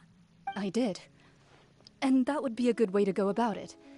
If they're realistic enough, animals of the same kind will follow. What about you, Monsieur Neuvillette? I fear I do not have any related experience. That makes sense. You usually solve problems directly, without the use of any such tricks. But I do have one more question for you, Monsieur. If we were to create a trap now, how would you design it? I would like for it to be effective, but bring no harm to the prey. A more gentle trap would be ideal. Kind, as always. However, our intention doesn't necessarily change the containment device. If we wanted to kill the prey in one strike, we would need a powerful implement. However, that also goes for prey that must be captured and safely contained. Wait, why's that? Only a hunter who's a true expert at subduing their prey can snare it without harming it. The line that divides life and death is often exceedingly thin. So are we going hunting together? We hadn't thought of seeing ourselves as hunters. It kinda works, but maybe it's still not the best metaphor. If our means of capturing and dealing with our prey is to put them on trial, then the hunting metaphor is actually quite accurate. But we shall require much more courage than any hunter to judge a god, a being whose seat is an exalted throne. Oh, so that's what's going on. Sounds very interesting.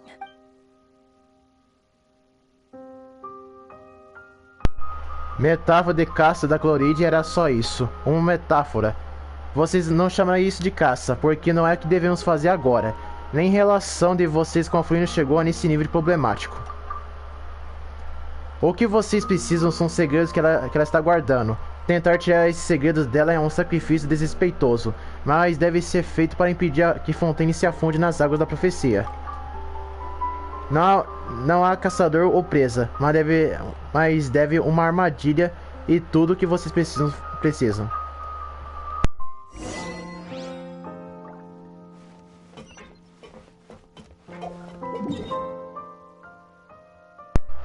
Então tá.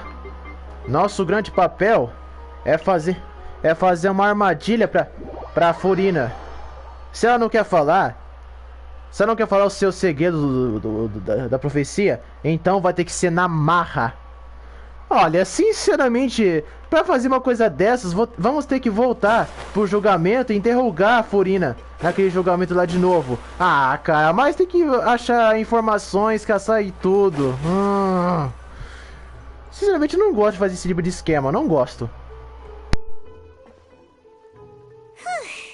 It's been a tough few days, hasn't it? So much has been happening. Paimon didn't think the meetings would go on for so long, but everyone seemed pretty fired up, huh? Paimon thought they'd be at least a little frightened. Well, Fremine was, now that Paimon thinks about it, but everyone else just looked a little surprised. Well, it's hard to say. Paimon doesn't have any experience with this sort of thing.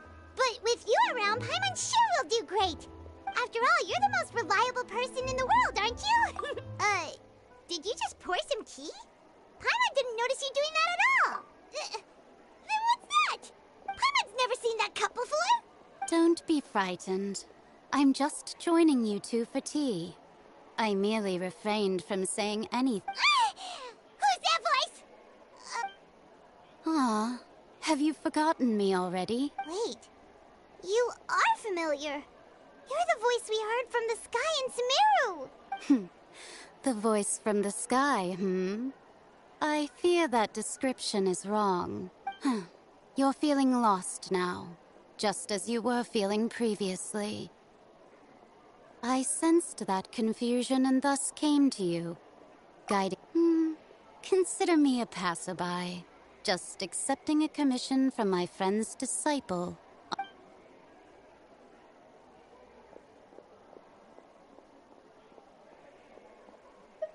The prophecy. Yes, what has been prophesied will be fulfilled. You may view such things as the history of the future. What? Then is there any way we can stop it? I believe you have witnessed a failed attempt with your own eyes. Can everything in Teyvat so easily be changed? Ah, so you've caught on. Just as prophecies are usually only the future as seen from the perspectives of the gods, could things be happening in hidden corners where the gods' gaze does not fall? Are the things that you shall see different from the fate that the gods perceive? What is she talking about? It all sounds really impressive and important and stuff, but... I believe that you understand, right? Some things are insignificant, but others you must reach out to. Ultimately, fate shall serve as your only guide, no matter what will happen in Teyvat's future. This was good tea, by the way. Thank you for your hospitality. The voice. What?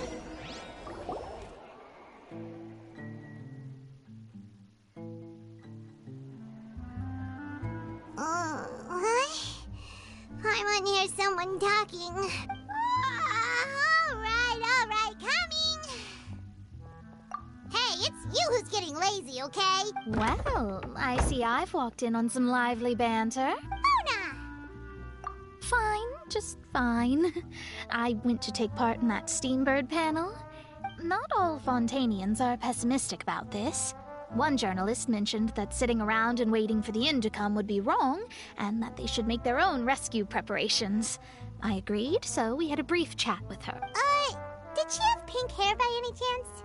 Why, yes, it was Charlotte. You remember her, right? That daredevil journalist. I'm in full support of her view. Prophecies are very important, but how can people allow their lives to be commandeered by just a few words? That's right! Paimon's glad to hear something sensible for once. Ah, yes. About what we had discussed before. I did try, but I'm afraid I couldn't reach the old hag. I'll try again tonight. Huh? Goodness gracious. Are you serious? She said that even the god's gaze has blind spots. Pretty bold if you ask Paimon. Most people would believe the gods to be all-knowing, right? The Hexen Circle members are certainly anything but ordinary. As for the mage named N, the old hag has mentioned her a few times. She said that N's sense of direction is incredible, but I've never met her. And if she were still alive, she'd be... Well, suffice it to say that the hag's at least a few hundred now, and N's been around for longer than that. Whoa. The Hexen Circle sounds like a scary group. But they must really stay in shape to live so long. Their abilities alone are pretty terrifying. If she came to see you personally, then the problem... Well, it's not like Paimon could understand anything she said. Yes, she was quite cryptic, but I suspect she means that there is still a way to turn things around. She didn't say... Perhaps it is something that you cannot know right now.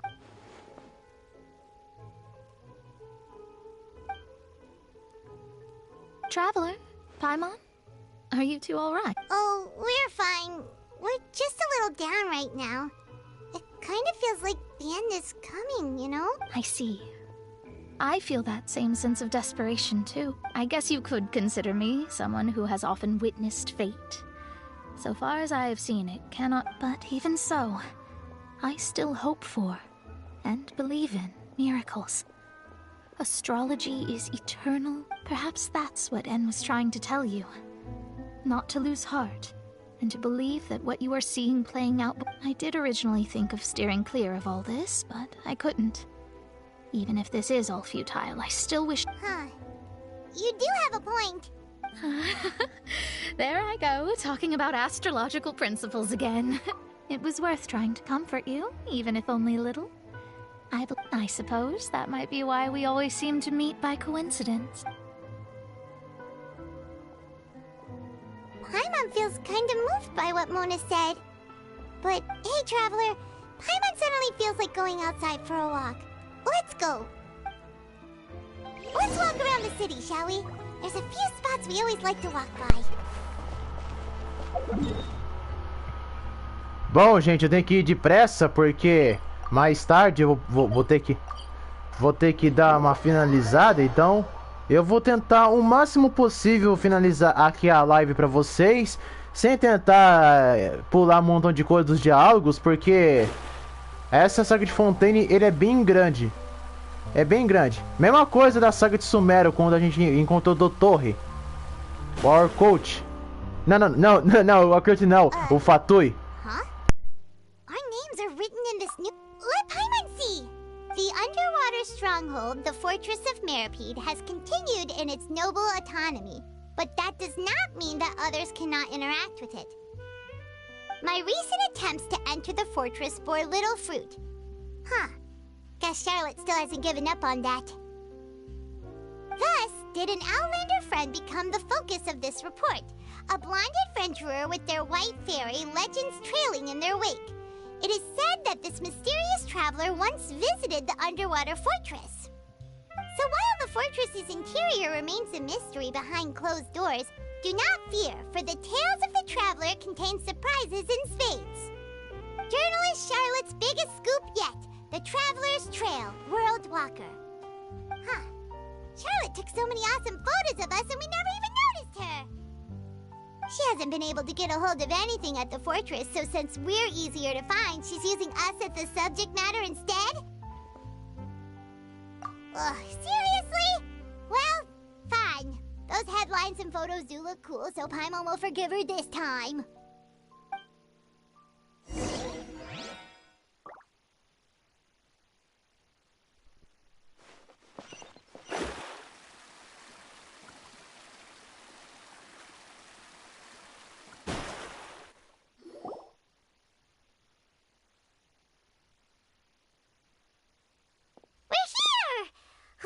Paimon's hungry. Should we go in and get something to eat?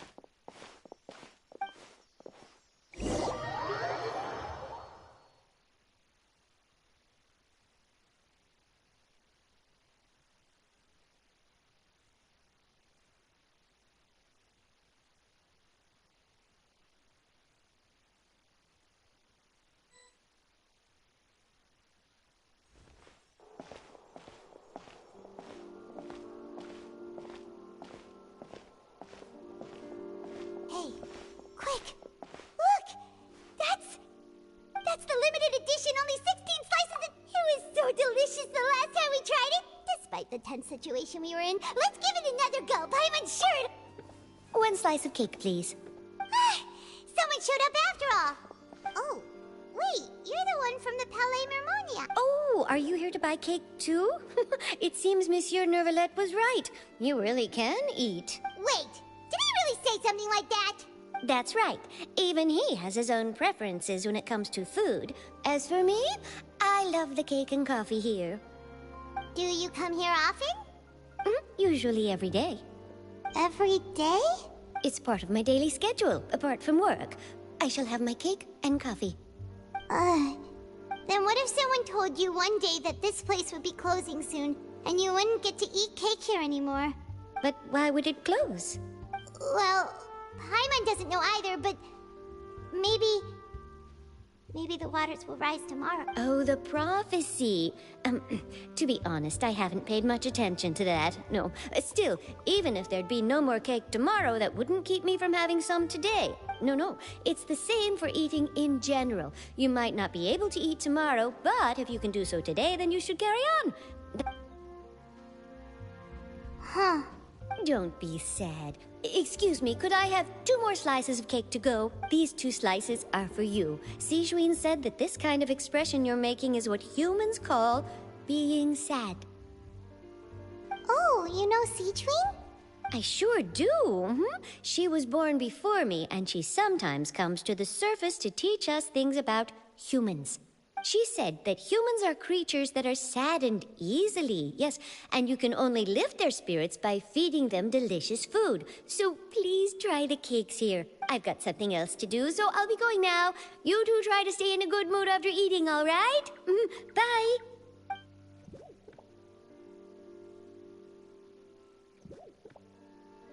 And there she goes. All right, let's dig in.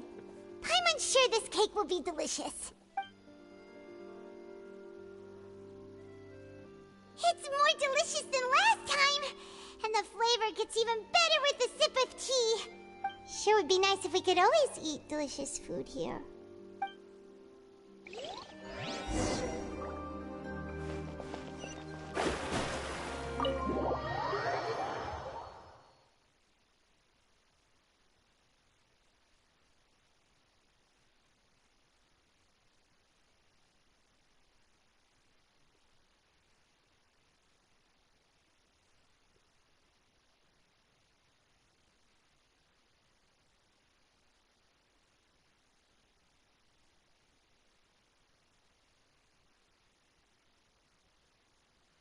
Oh, we're near the Steambird office.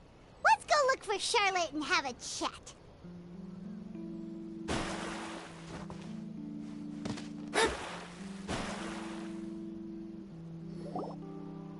Wow! If it isn't the Traveler and Paimon! Oh, have you seen the article I wrote about you? Ha! You've got some nerve! You just used us to make some quick mora! Oh, you needn't worry about that. I heard that you were in Poisson some time back, so I sent you a letter to discuss just that. It appears you didn't receive it, though. It's all right, though. I've set aside the amount intended for you. I've even set the table with some... Really? Oh, you're the best! You're almost a little too easy to win over, Paimon. If I were a journalist with ulterior motives, you'd be in trouble now, you know. Oh, Paimon knows you're not like that. Still, what brings you here all of a sudden? Were you looking for me? When Mona mentioned you, we thought of coming to see you at work. I see. It seems you've already bumped into Mona here in Fontaine. So she mentioned me? What did she say? She said that you're a real daredevil of a journalist. Nice. In which case, can this daredevil journalist dare to request an exclusive interview with the legendary Traveler and Paimon? Huh? So your article in the paper today doesn't get... Oh, of course it doesn't. That was more like live photography. What I'd like to do is dive deeper and ask you to talk about the things you've seen and experienced. Yeah, are we even qualified enough? Why not? If I say you're worth an interview, then you're worth it. But not right now, of course. I'll need a few days to prepare. Oh, in that case, we'll just chat when you have the time then? Oh, so that's a yes? Ooh, splendid! I'll tell the editor-in-chief immediately. I'll have to apply for lighting, a venue, some props, and... Whew, so much to get done now. Talk to you later. Wait, Charlotte, Paimon's still got a question for you. And what's that? If, just for example, Fontaine were to be flooded tomorrow... Huh, that's the prophecy you're talking about, isn't it? I mean, I do hear about it often, but I've never once thought that the day could be tomorrow. If you're seriously asking, then I might try and think of a way to leave Fontaine. Oh, but I'm still a journalist, first and foremost. That means I have a duty to be reporting from the scene. And secondly, I wouldn't forsake my homeland that easily. From what I've seen, most people don't know what they'd do should the worst come to pass. In truth, it might be better just to behave like normal rather than worry over such an end. So in all likelihood, I'd probably still be prepping at the office for that interview of ours. I know what you're thinking. That sounds a bit sad, but I've always believed that it's best to do what you enjoy. Just think about it. If this nation really were to be suddenly destroyed tomorrow, but I still successfully finish an exclusive interview with a truly unique person, then the story I would wind up writing would truly be timeless. And then do you know what I'd do? Well, I'd write that story, send it for printing, and use messenger pigeons to get copies out to the various nations as soon as possible. I'm not a dreamer, nor am I a workaholic, but I do love my job, and I'd be proud of leaving such an article behind. I guess you could say that I was born to be a journalist. But anyway, that's my answer. And on that note, I'll get back to my preparations. That's so nice. All of a sudden, Paimon actually kinda envies her. Anyway, let's go and take a look at the sea, shall we?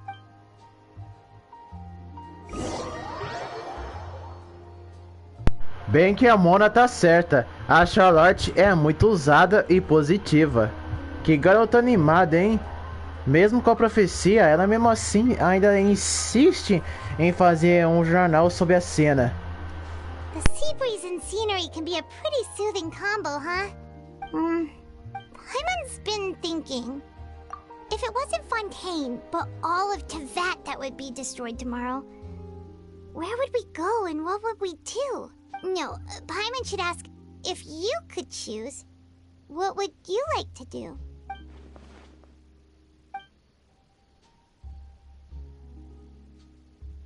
We've always been moving to the next destination, so we haven't spent much time thinking about these kinds of things. We didn't have to either, with us always being on the... You mean, still traveling? Huh. Wait, isn't that what we've always been doing?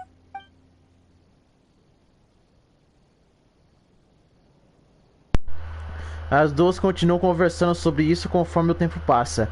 Assim que a noite cai, vocês voltam para o seu alojamento e termina esse dia cheio. Os próximos dias continuam calmos. Charlotte vem procurar vocês e faz entrevista dentro da espina do Nussula no Flávio Sendre. Návia tendo terminado esses assuntos em Poisson, até que passa a tirar uma foto com vocês. Tudo está indo bem.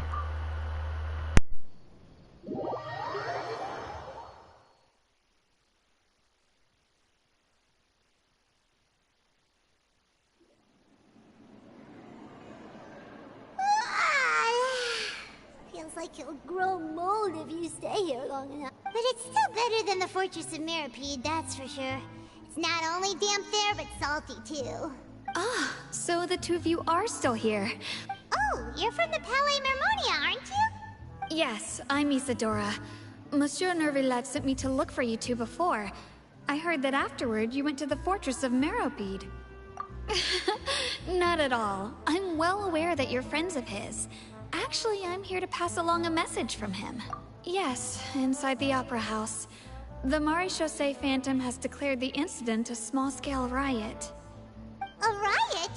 Well, that said, I don't personally think it was that serious. Lady Farina was watching a performance at the Opera House, and while she was resting during an intermission, some other audience members suddenly started harassing, loudly accusing her of doing nothing about the prophecy crisis. And before she could respond, others started to join in. The crowd continued to grow, and protests against the Hydro Archon started to break out. So people have started to put the blame on Farina. Guess they finally found an outlet for the pressure they've been under due to the prophecy. I agree. People will naturally rely on gods, as is customary. But the moment people feel threatened, gods are also the first to be blamed. So what happened after that? Is Farina okay? Seeing that the situation was spiraling out of control and that further argument was pointless, she claimed that she'd gotten tired of this, and the Maréchaussée Phantom had their hands full maintaining order and did not catch where Lady Farina had gone. Only when things had stabilized did we realize that she had... So, you mean she's still missing? That's right. The Maréchaussée has dispatched many people to search for her, but we don't have any leads yet. That said, I don't think there's much to worry about. She is a god, after all. Even if she were to fall into the hands of rioters, what could ordinary people do to her? Good. Monsieur Nervillet sent me to tell you about the situation, but he didn't say anything else. Don't worry. This is more than enough to go on. Thanks for keeping us informed. Ah, is that so? Well, all right then. In that case, you two take care. Well, sounds like we should hurry over to Poisson then. If we know Farina, she won't try to fix things in this situation. Instead, she'll look for a place to wait out the heat. And, as we also know, she may be loud and dramatic, but she doesn't have a heart of stone. When Nervillet was talking to her in the Palais Mermonia, and she heard about Poisson, she couldn't hide her sadness and remorse. It would be hard for her to ignore being accused by the public today. Paimon thinks Furina's probably taken the opportunity to slip away to Poisson and try to relieve the sense of guilt that she's feeling. Huh. Well, what do you think? Paimon knows the answer, of course, but Paimon can do the analysis to back it up, too. In that case, there's not a moment to lose. Poisson, here we...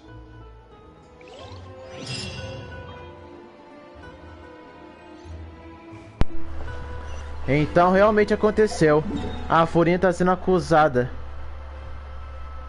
Bom, quero ver como essa deusa vai se safar agora. Depois de tudo que ela fez no início da saga de Fontaine. Tipo, quando a viajante chegou em Fontaine, principalmente a Paimon, ambas mal já chegaram lá e a Furina já se apresentou e já querendo acusar as duas. Here are signs of devastation. Could Furina really be here? Let's try to find her. Não tem mais pra onde fugir.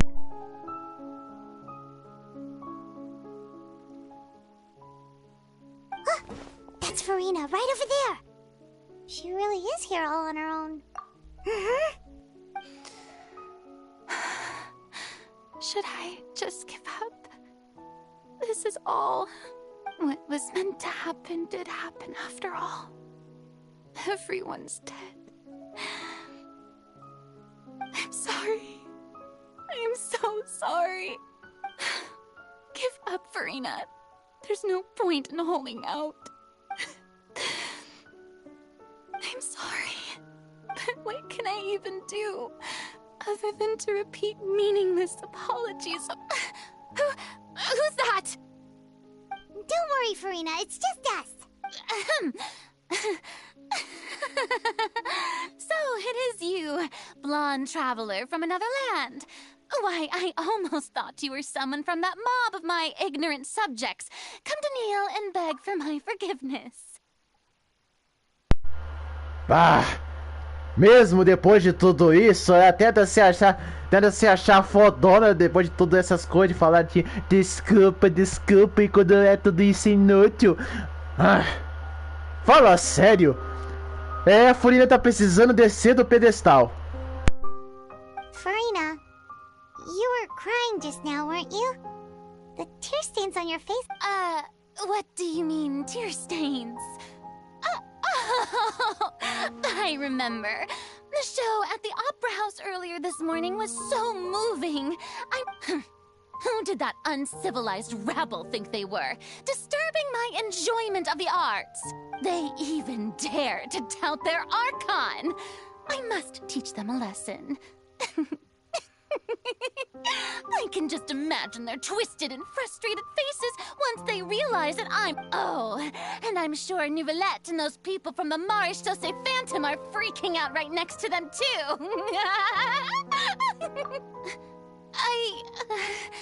Of course not.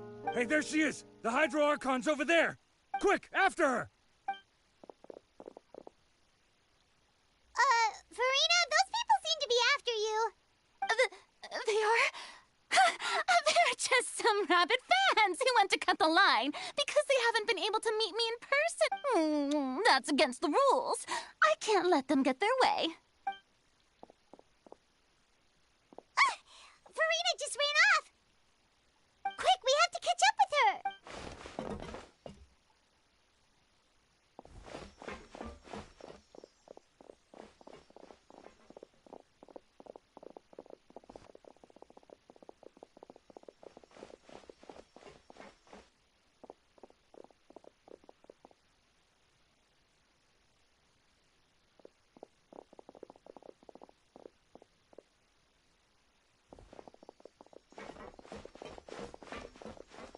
This should be the place, right?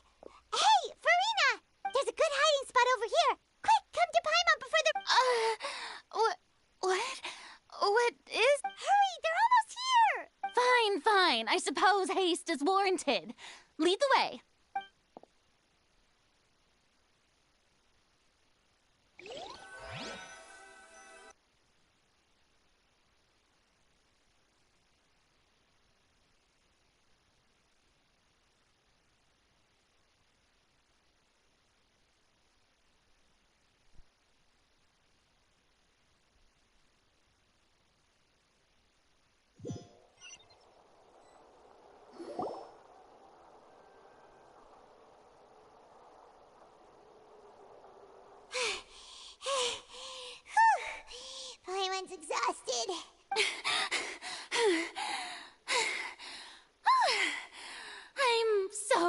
tired. I totally thought they had caught me. No, I mean, I merely gave in to the sheer enthusiasm they displayed. You're right. Yep, that's a good girl.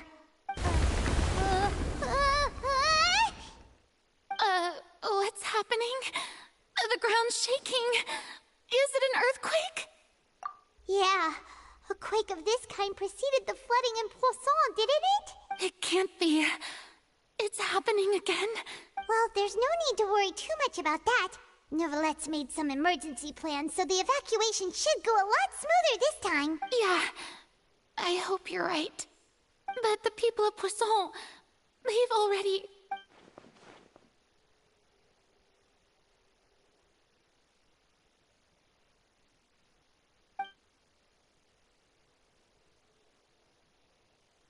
It's true. I've been investigating the prophecy for hundreds of years. I once had informants all over Tevat, searching for clues and feeding information back to me. I've tried all kinds of ways, too, to hold back the sea, but all my efforts proved to be futile in the end. Really, the truth has been clear to me for a very long time. We cannot make an enemy of the divine.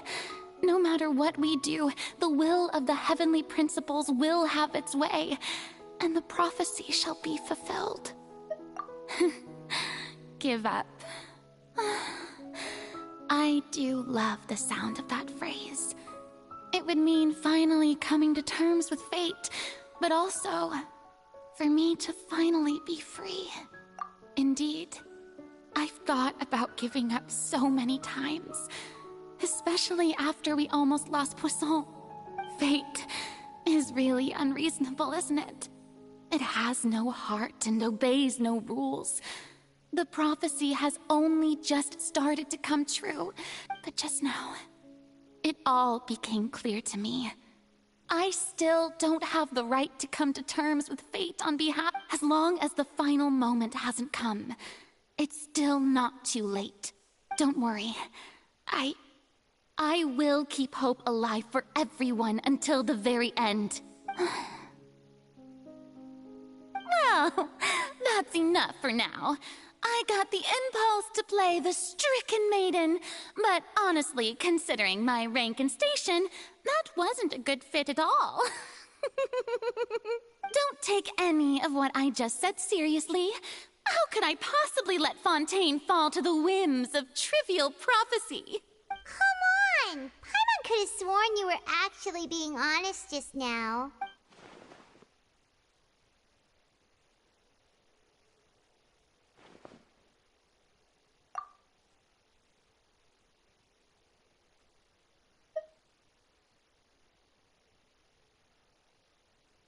Share my burden. That's impossible. It was fated right from the start that this would be my duty alone.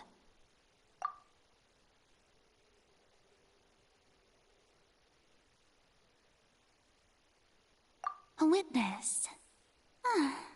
Yes. I've heard that you came to Tevat from beyond the stars, yes.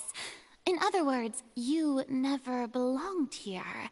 And if Tevat is, in its entirety, a show on a stage, then you're just a spectator, aren't you? If that's the case...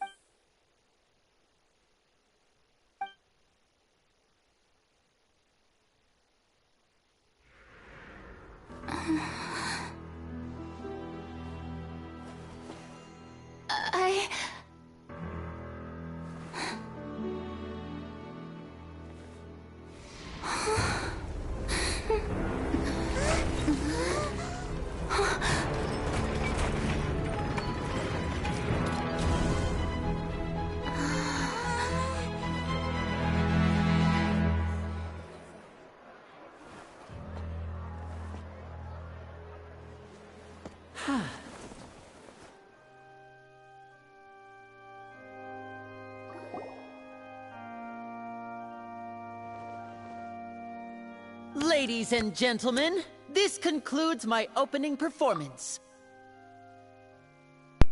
Por essa eu não esperava.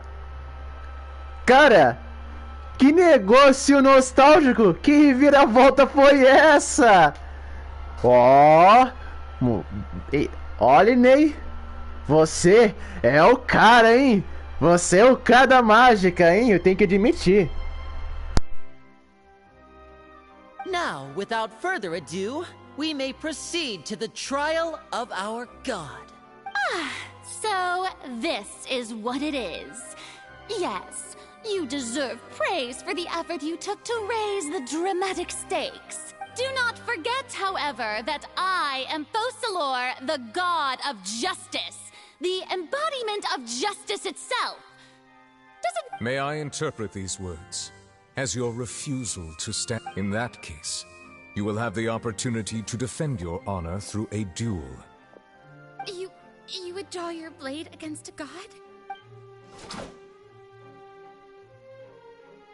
I see. It seems like you have made up your mind.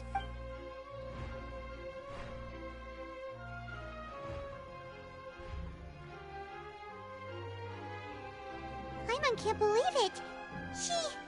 She just surrendered. What the heck is going on? Did I just see an Archon surrender to a... Wow, how utterly humiliating. Lady Farina, what is the meaning of this? It would seem that there has been a misunderstanding. To be clear, the raising of both hands is not always an indication of surrender. Looking for excuses again, huh? I raised my hands just now to indicate my acceptance of the trial. No duel shall be necessary. I will admit that I've been running away for a long time. I'm sorry, everyone. I was unable to protect the people of Poisson. It is my duty to stand trial for my crimes. You are not the only ones to be disappointed in me. But now, it is time for the Hydro Archon to show you her courage and resolve. I, Farina, will use this trial to show the world the true meaning of justice! This time, I will protect you. Applaud and rejoice. One of the most outrageous and fantastical arcs known to the opera epiclese is now unfolding before your eyes. Mark my words. This shall be one of the most exhilarating and brilliant shows ever to grace the stage of Fontaine! Woohoo! Oh, now we're making history! Why does it feel like Farina just took over the whole thing? Like, come on! Didn't she just get forced to stand trial for her crimes? Also, even though she's still acting super dramatic, she is taking this seriously this time. Alright then. Who will be my opponent in this trial? The court asks the prosecutor to please take the stand. Is that so? Very well. Then please speak, witness of Tivat, my accuser and fated opponent.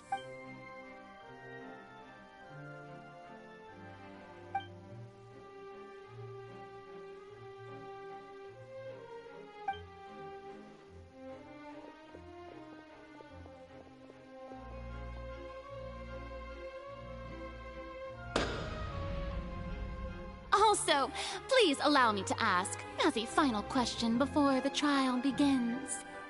Just how much work did you do to force me onto this stage? Well, we did do a lot of prep after the meeting that day. I can go over the tasks assigned to the Spina di Rosula, since they were rather straightforward and easy. Navia, the president of the Spina di Rosula. Most of the people who participated in the disturbance this morning were my subordinates. They changed into plain clothes and came to the Opera House as regular audience members, waiting for the perfect opportunity to incite insurrection against you.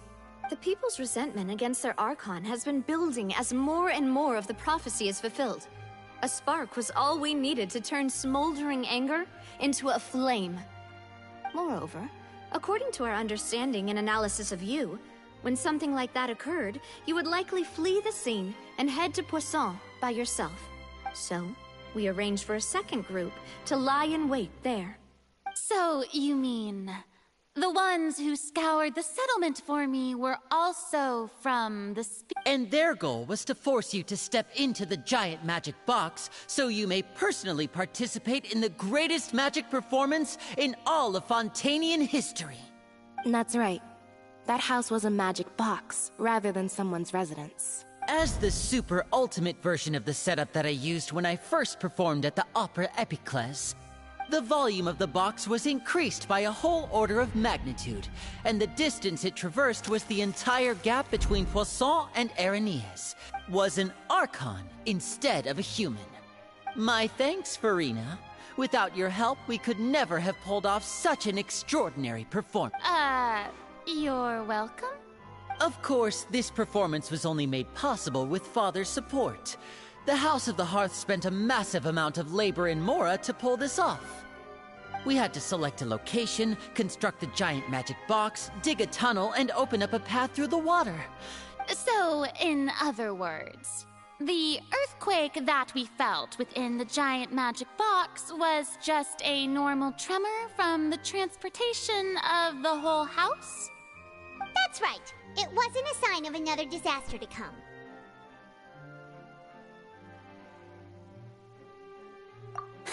Then, I can guess Nervilette and Cloran's parts. You gathered a crowd, prepared a stage, and made sure that the champion duelist would be immediately ready for a fight. Also that as soon as I appeared on the stage, the trial may commence without a hitch. Am I right? Yes, that is correct. Well, Clorand, I must commend you for your courage.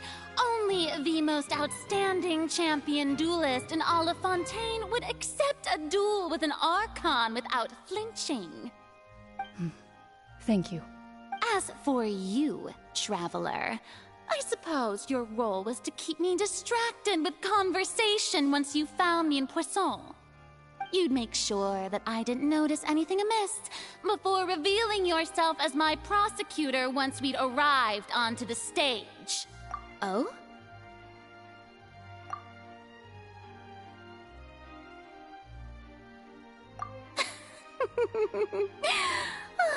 Is that so? Then I suppose I must have missed my final chance. It's fine. It matters not. What's done is done. The stage is already set, so there's no reason to disappoint the audience. Let's see this trial through to the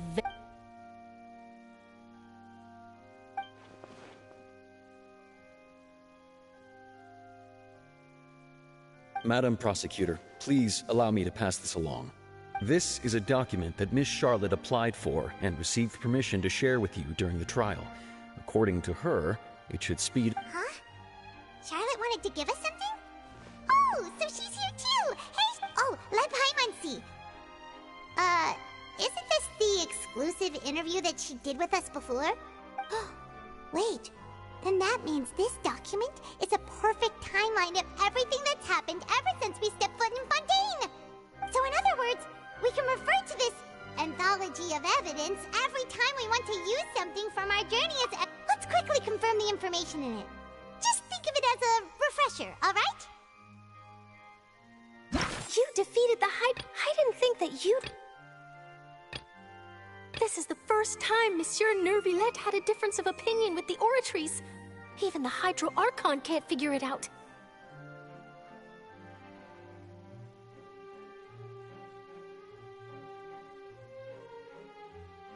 A Fatui Harbinger. She's an extraordinary person. Her instinct must mean something.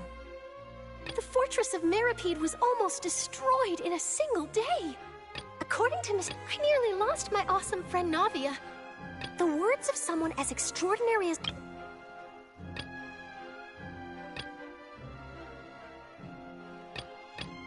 The words of someone as extraordinary as a witch can probably only be truly understood when something surreal happens to you.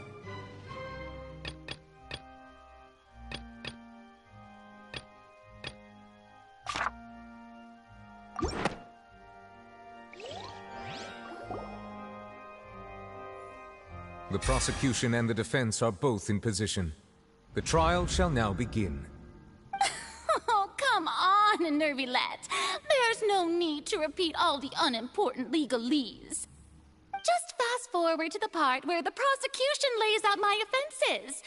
As the defendant and the lead actress of this performance, I still haven't even been informed of my supposed guilt in all of this.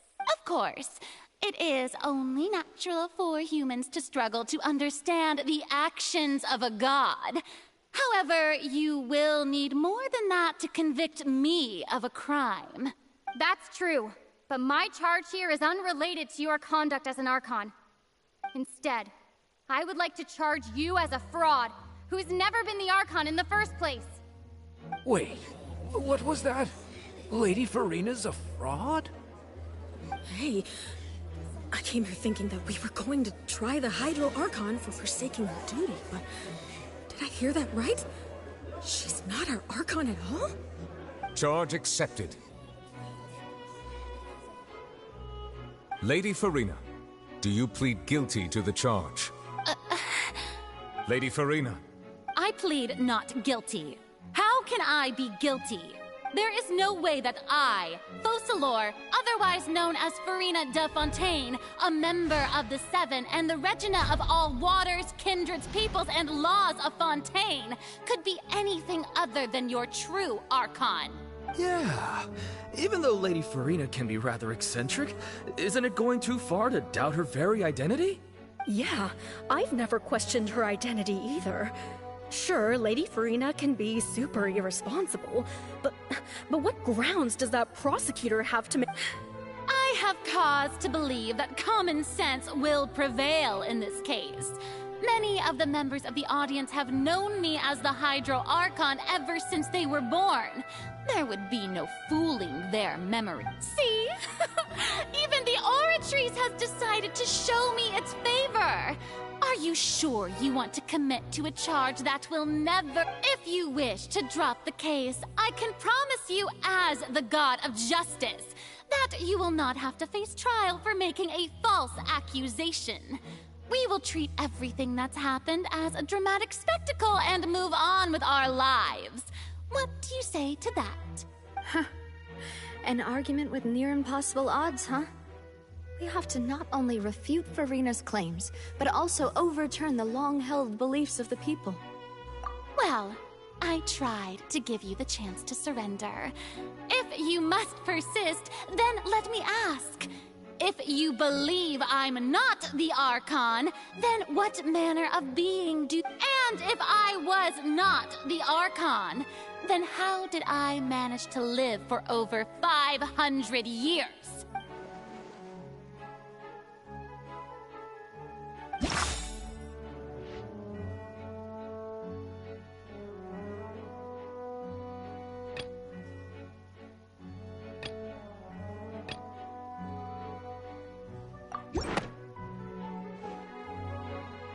First of all, you may be a member of another long-lived race, which would allow you to naturally possess an extended lifespan. And second of all, even if that wasn't the case, there could be other ways to extend your life. Who gave you that idea? Was it the knave? You'd sink so low as to use a harbinger's words against me. A curse? I once thought it possible that the aura of an Archon might naturally resemble a type of curse. But in light of this claim, perhaps what I sensed was not your divinity, but a curse after all. You sensed it too, huh, Nervylette? Lady Farina is actually a human? Well, it is true that it's extremely difficult to tell humans and gods apart just by looking at them.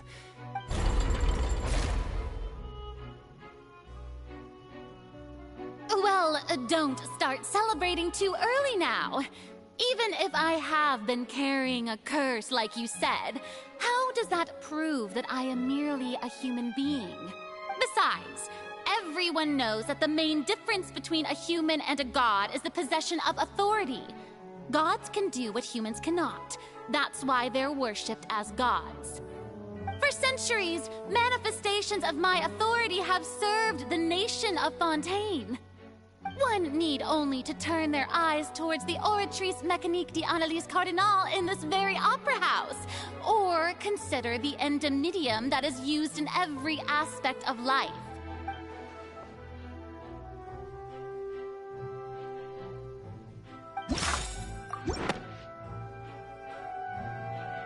That doesn't sound right. Paimon doesn't think...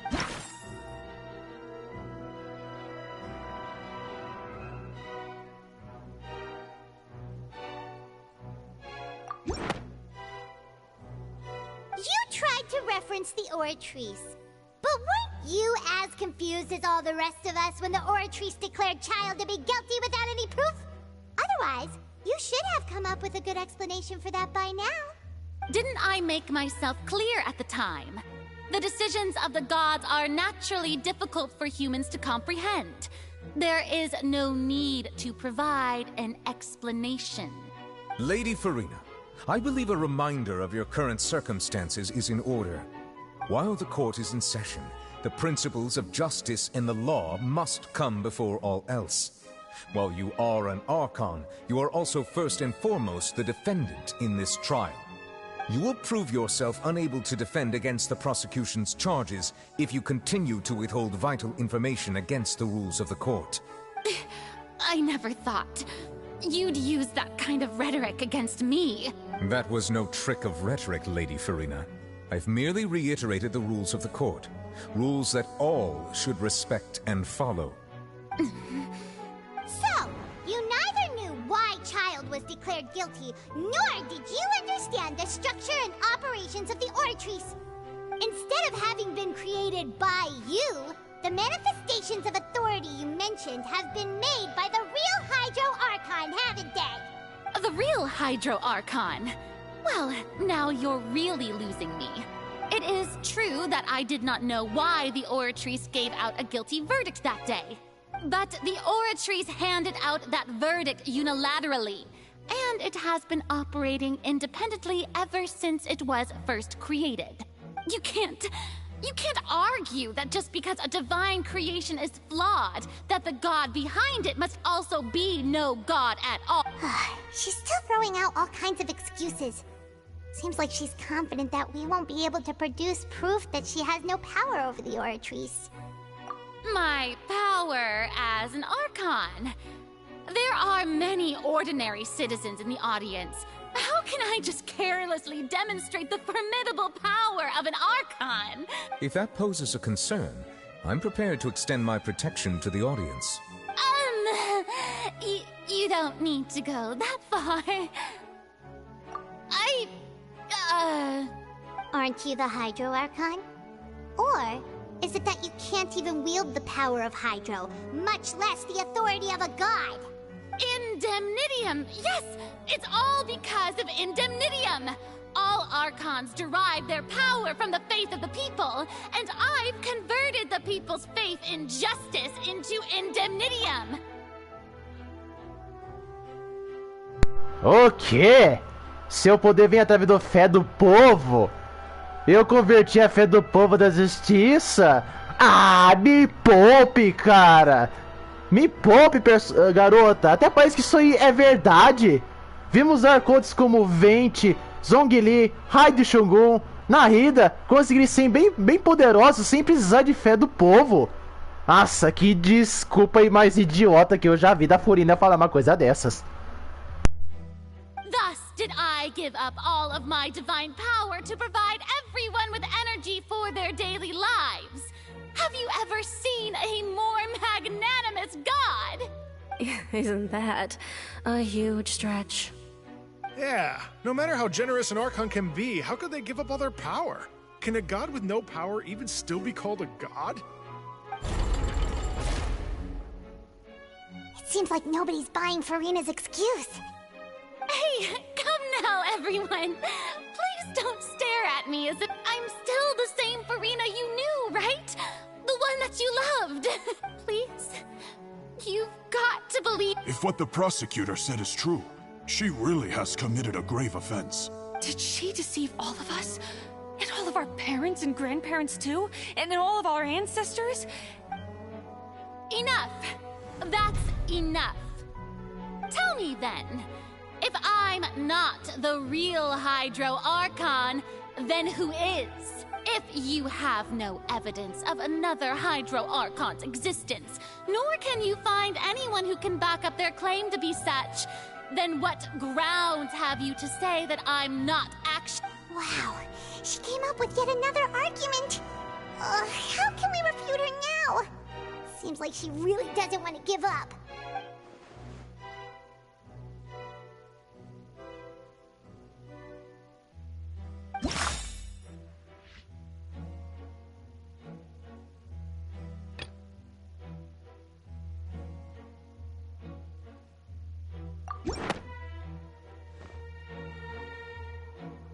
It has been established that all Fontanians can dissolve in water from the primordial sea.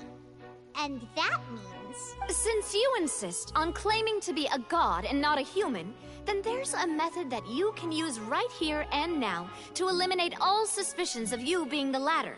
Miss Navia, please apply to serve as a temporary attorney for the prosecution before addressing the court. Though you act in partnership with the prosecutor, you must still adhere to proper procedure. Super sorry, Monsieur Chief Justice. I swear this really will be the last time that I'll speak out of turn. Now, I've brought some seawater from Poisson. As everyone knows, a massive flood struck the area not long ago, including those of some of my closest friends. So, Miss Farina, would you dare to touch some of this seawater? If we are to believe that you are indeed the real Hydro Archon, touching this seawater would have no effect on you. All it should do is strengthen your case. But if you don't dare to touch it, then we would have basically proved the reverse. Oh, and I must remind you that after the disaster at Poisson, nobody wants to see any more people dissolve. I do hope you'll act prudently and choose the simpler path of admitting guilt. Navia from the Spina di Rasula. The Spina has governed Poisson for many years. I guess her suggestion is valid. If Lady Farina is indeed just a human, she's probably Fontanian like all the rest of us. Would she really dare to try?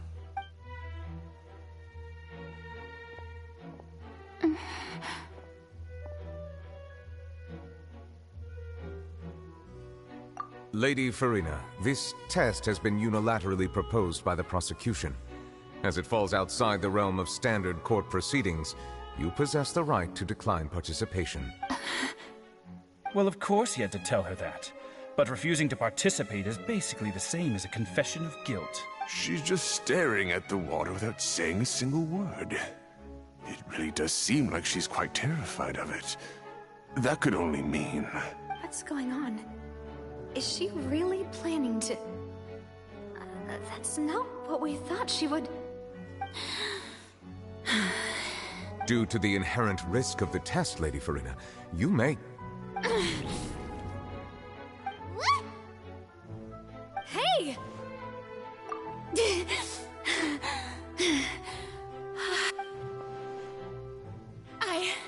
I'm fine! Look at me, everyone! My hand is Will you believe me now? I really am your Archon! I'm nothing like a normal human who would fall apart as soon as they— Miss Siegewien? If you're present, Miss Siegewien, please come forward and attend to the defendant. Siegewien? Don't be nervous. It'll just take a few seconds. Let me see. That should be enough. Please announce the results of your evaluation to the court, Miss Siegewien. As everyone doubtlessly saw, Miss Farina was displaying symptoms of hyperventilation and flushed skin. She was experiencing the adverse effects of exposure to primordial seawater. The extent to which she was affected is the same as other humans when exposed to primordial seawater of a similar concentration. Thank you, Miss Siegewien. Lady Farina, you may return to the defendant's stand. Oh, wait. What did she just say? I didn't get dissolved. Shouldn't that be enough to prove my innocence? Well, considering your tendency to run from your problems, we did originally prepare a direct sample of the seawater around Poisson.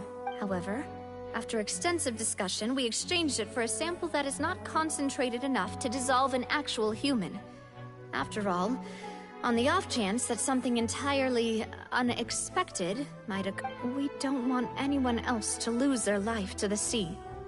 Yeah, so out of regard for Furina's life, you secured a low-concentration sample and asked the head nurse to serve as an expert witness. It's a great thing that the direct sample wasn't actually used. Furina could have... I can't believe... you...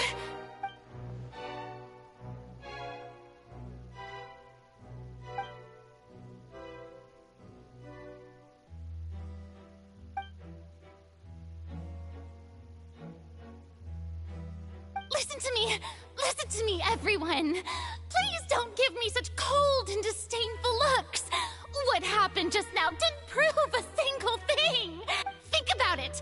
How can you conclusively prove that an Archon can't also be affected by the Prime? Also, if I was really just a human, why would I dare to just...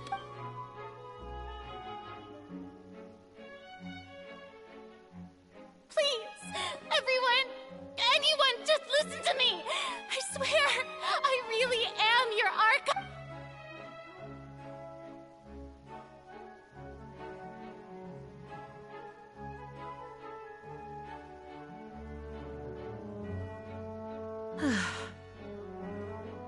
I don't think anything she says at this point will sway anyone. The odds are just too stacked against her now. With all the things that have been said, Paimon doesn't think there's any way left for Furina to win. I believe the time for arguments and presentation of evidence has come to an end. If there are no objections, we will move on to the final judgment.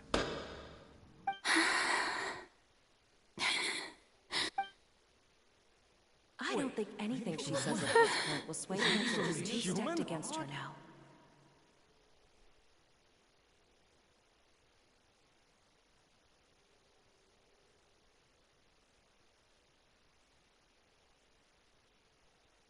In my capacity as Chief Justice, I shall now render judgment on Furina's misrepresentation of herself as the Archon of Fontaine. As a human who knowingly deceived her fellow citizens, Furina is... guilty.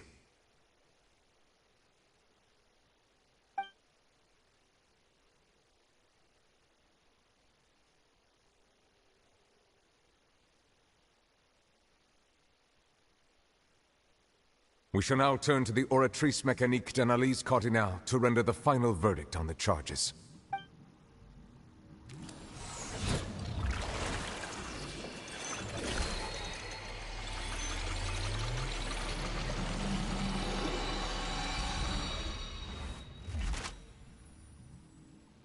According to the judgment of the Oratrice Mécanique d'Analyse Cardinale.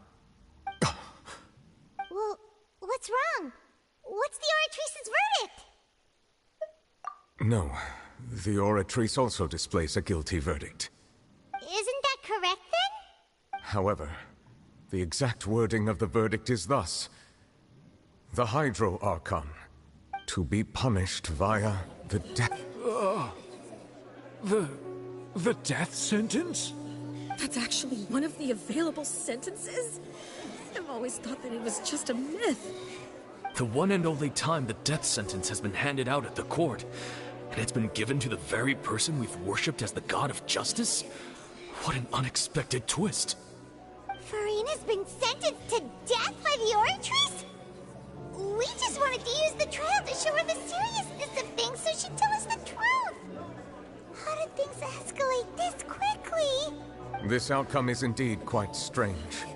According to Fontaine's current definitions of justice, as well as its recommendations for criminal sentences, is this sentence really appropriate for the crimes that have been committed? Yeah! Even Vacher wasn't sentenced to death by the Oratrice. You know, the real evil mastermind behind the serial disappearances case. Indeed. Not only is Furina's sentence overly excessive, the very point of our trial today was also to prove that Furina has never been the Hydro Archon in the first place. But now, the Oratrice seems to have deliberately invoked the title of the Hydro Archon. What does this mean?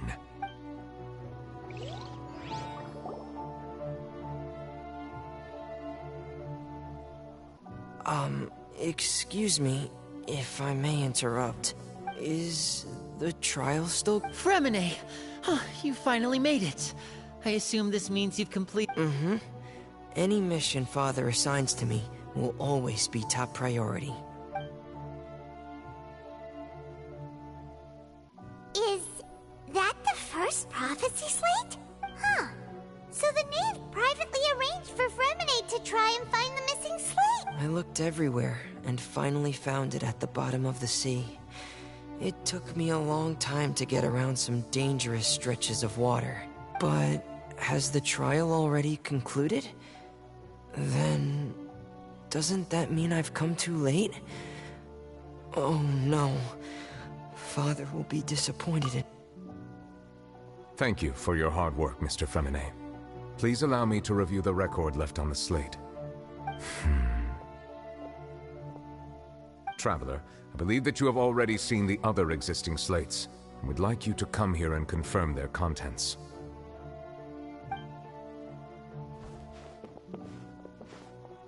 Huh? So what do you see? What is it?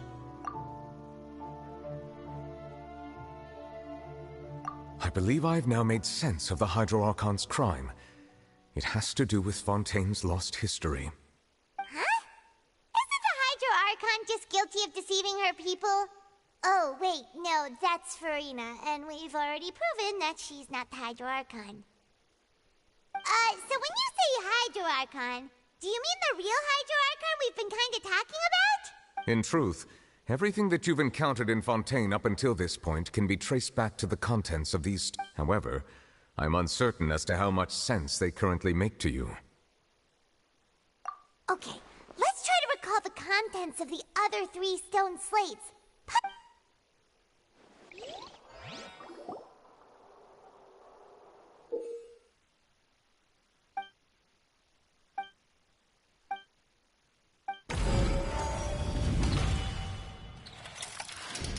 The first stone slate describes what you just said.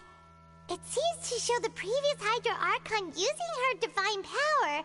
And does that mean that Fontaine— The second stone slate shows Celestia floating in the sky, and the Hydro Archon and her people worshipping it together. But the heavens still brought judgment down upon them. This must be the point when the Hydro Archon and the Fontainians were branded with their original sin.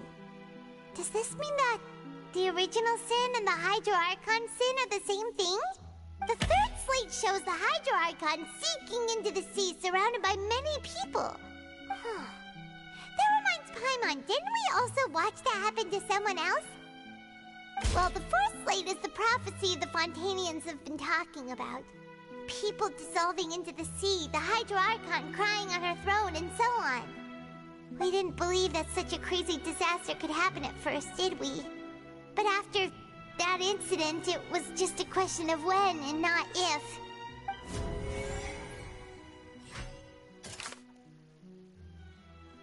Nossa, cara, que tenso! A gente já provou que a Furina não é a verdadeira corte Hydro, mas agora mais isso, mais uma história enterrada que a gente não soube.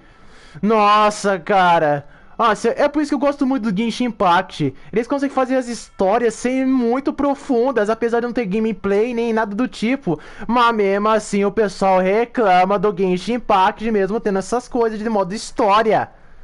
Nossa. Mas vamos tentar descobrir aqui o verdadeiro.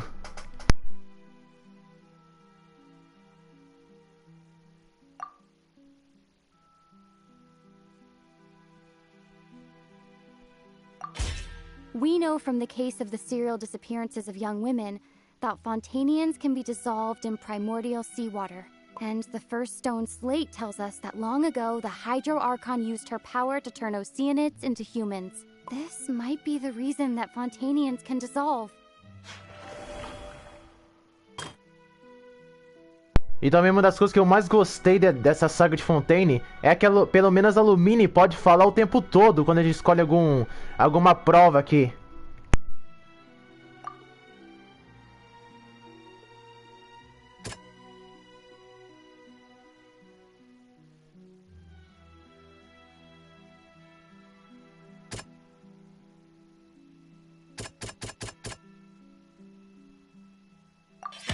Perhaps what is about to take place has all happened before. The true sin of the Hydro Archon that Nervilette mentioned, and the original sin cast down on the people of Fontaine by Celestia as recorded on the stone slates.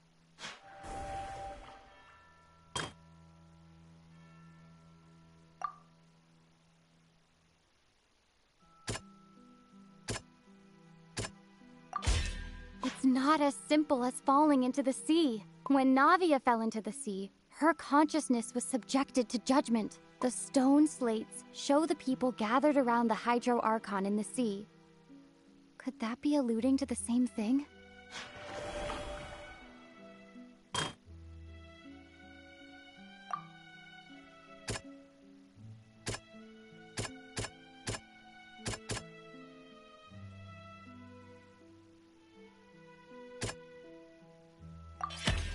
Prophecy from the stone slates found its way into society, but not many people believed it at first. The fortress of Meropide was nearly flooded with primordial seawater, which we know can cause Fontainians to dissolve. It seems increasingly likely that the prophecy may come true. If we hadn't dealt with it in time, things could have gone very badly. They'll dissolve into the primordial sea but won't cease to exist. Their essence will flow in the seawater, converge, and take the form of an oceanid. The Hydro Archon was sentenced to death in court, shocking everyone present. Perhaps this means that her sin was actually Fontaine's original sin. Navia fell into the water inside those ruins, and she nearly dissolved. She was surrounded by the people of Poisson in a court within her consciousness. The eruption of the primordial sea at the fortress of Meropide was the surest sign that the prophecy was about to come to pass no matter what. The prophecy's contents can all be verified by recent events. If we combine what we know together, loads of truth should come to light.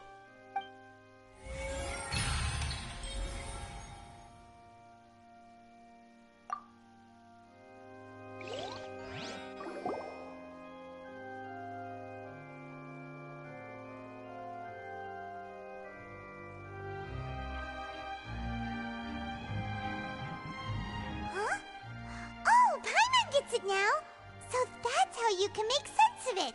But then it feels like we're going to have to share some truly shocking revelations. Let's hear them. Incredible. Linny, did you hear that? We're not real humans. All Fontainians were originally created by the late previous Hydro Archon, with oceanids as their basis. The evidence for that can be found in how only Fontainians could dissolve in primordial seawater, and how all the girls Vacher dissolved were also turned into oceanids. Oh, and according to Navia, when she was about to get dissolved, she also saw everyone gathered around for a trial, all of them in the shape of oceanids. Indeed. Yeah, and it follows from the content of the first slate that she probably angered Celestia by creating humans without prior permission. That could also explain why the Oratrice judged the Hydro Archon to be guilty. It's to account for that ancient sin. The Hydro Archon's true sin was creating us? And yet, after many hundreds of years, the Hydro Archon's creations have turned around to try to judge the Archon within the Opera Epiclese. The twists of history are often the most unexpected of all. Yeah! Isn't the image here just like when Navia fell into the sea? So wouldn't it be trying to show the image of the Hydro Archon also falling into the sea once the prophecy has been fulfilled in the fourth slate? In the end, the people will all be dissolved into the waters, and only the Hydro Archon will remain weeping on her throne. Only then will the sins of the people of Fontaine be washed away. Did Paimon get all that right? You've made some keen deductions. I must say, given how much you still don't know, it is impressive that you've already managed to connect so many pieces of the truth. However, while you were able to decode all the information on the slates, they've also been etched with an additional layer of hidden information using a different power source. When we were at the ruins, I tried to decipher the hidden information recorded in the slates. But since we only had 3 slates at the time, I was unable to come to a full conclusion. Now that the slate collection is complete, I shall make another attempt to decipher the narrative recorded within. If everything goes well, we should finally be informed of the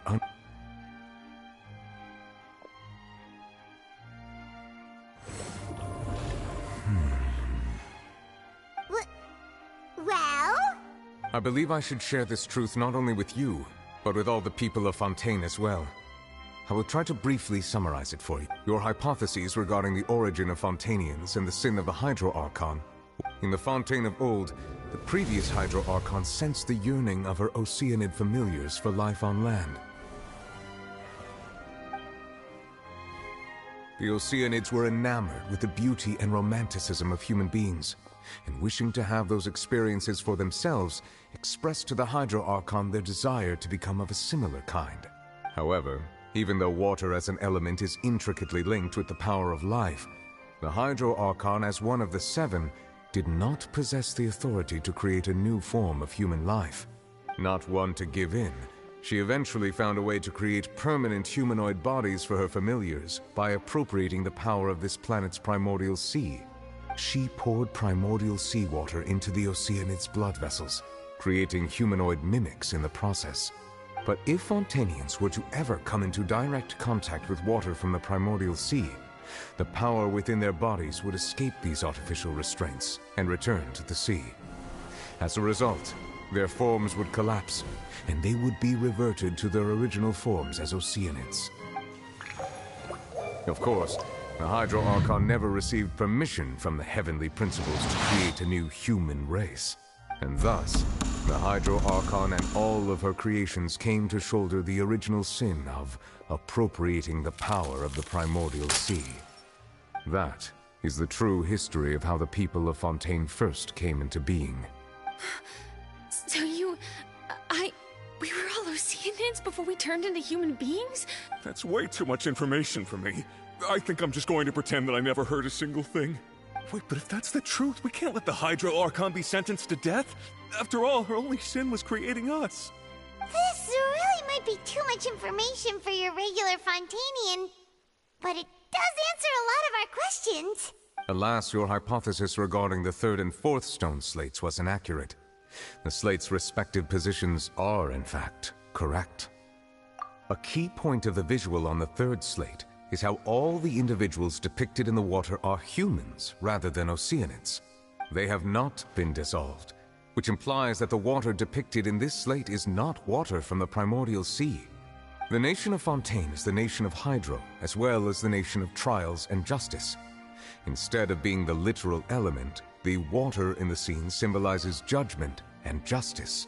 You may also recall Navia's experience. When she fell into the sea, her consciousness was surrounded by that of many others who intended to hold a trial to determine her fate. Therefore, the meaning of the 3rd slate is that the people of Fontaine shall try the Hydro Archon at the court of justice. Yes, it refers to our present situation. I think I'm following now. So, what you're saying is, even though we decided to put on this trial to avoid fulfilling the prophecy, in truth, everything we've done has happened exactly as the prophecy foretold. So now, it seems, we're the ones making sure it comes true. What should we do?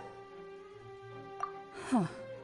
No matter what, the prophecy will be fulfilled. Is this what it feels like to be a prisoner of fate? If that's the case, does that mean the scene in the 4th slate will also be fulfilled soon? Traveler, I would like to point out another small fallacy in your deductions. About the 4th slate, you probably thought that the eruption of primordial seawater beneath the fortress of Meripede served as the surest sign that the prophecy was about to come to pass, yet? However, I believe that rather than being a sure sign, that eruption could in fact only be a small warning of something far worse to come. As for the root cause of the catastrophe, I believe you've already encountered it once before.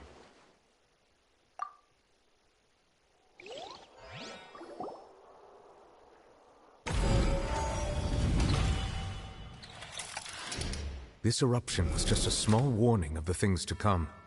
We must find the root cause of the disaster.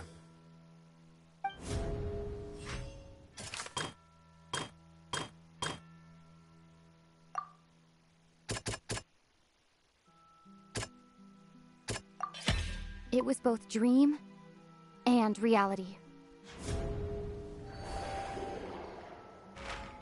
If we're talking about a true culprit, that could only be that thing inside the primordial sea, right? The truth, the original sin, the trial, and the root cause of the disaster.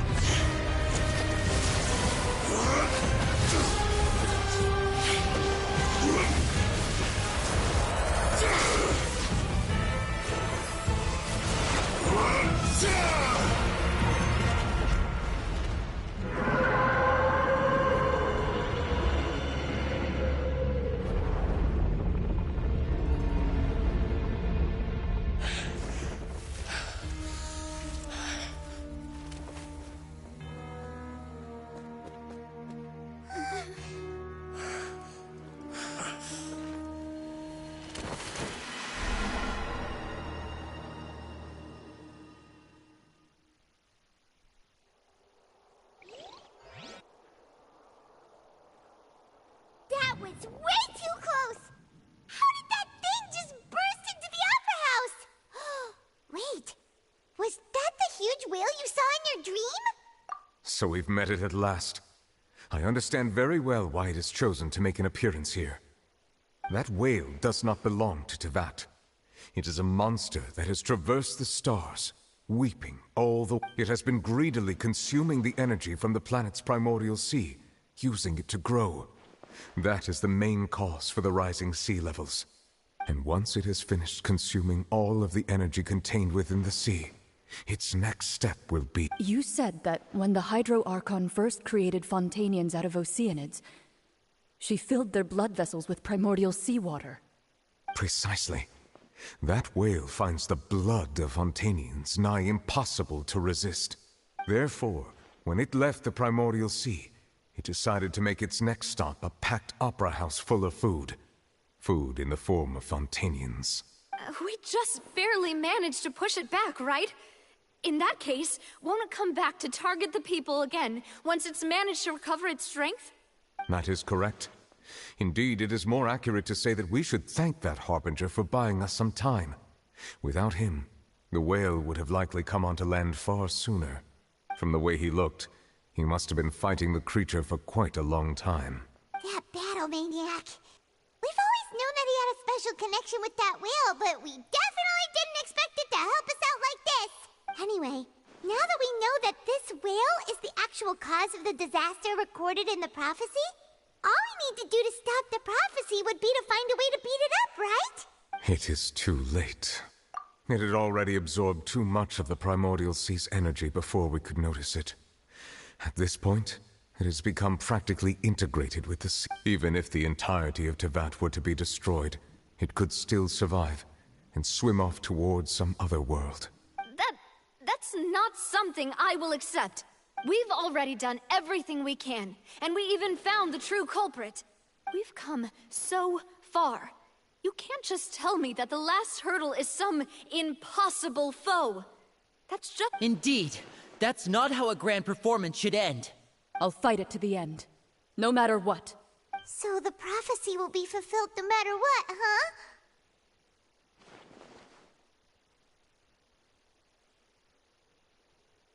The prophecy. Yes, what has been prophesied will be fulfilled. You may view such things as the history of the future.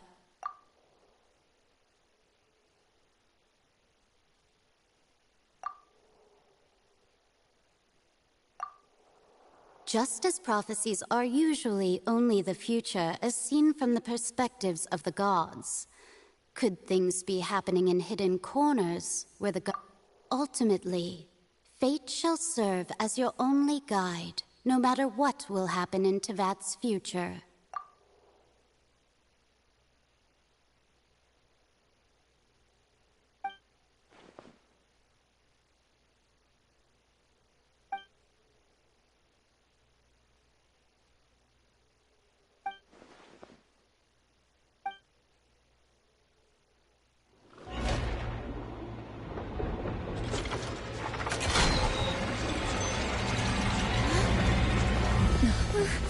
What's happening with the oratories?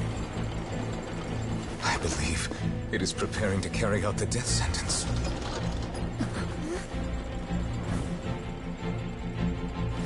Farina!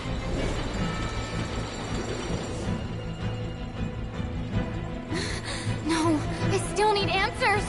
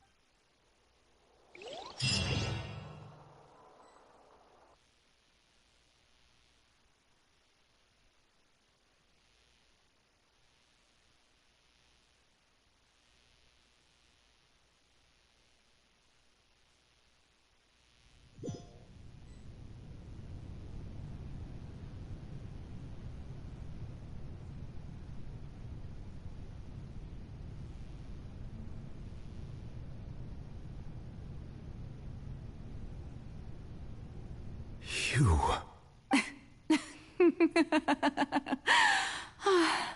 Sorry. That shocked expression on your face is just too amusing. You are not Farina. Who are you? The sweet sound of bewilderment. Marvelous. A sure sign that my attempt to deceive everyone was a resounding success. But to answer your question, I am Focalor. Focalor? Why did you deceive us? Oh, that wasn't my goal, of course. Goodness, no. But I had to fool everyone else too. The heavenly principles. Deceiving the heavenly principles? It's all because of that pernicious prophecy. Dreadful, wasn't it? Everyone doomed to dissolve. Fontaine condemned to be flooded.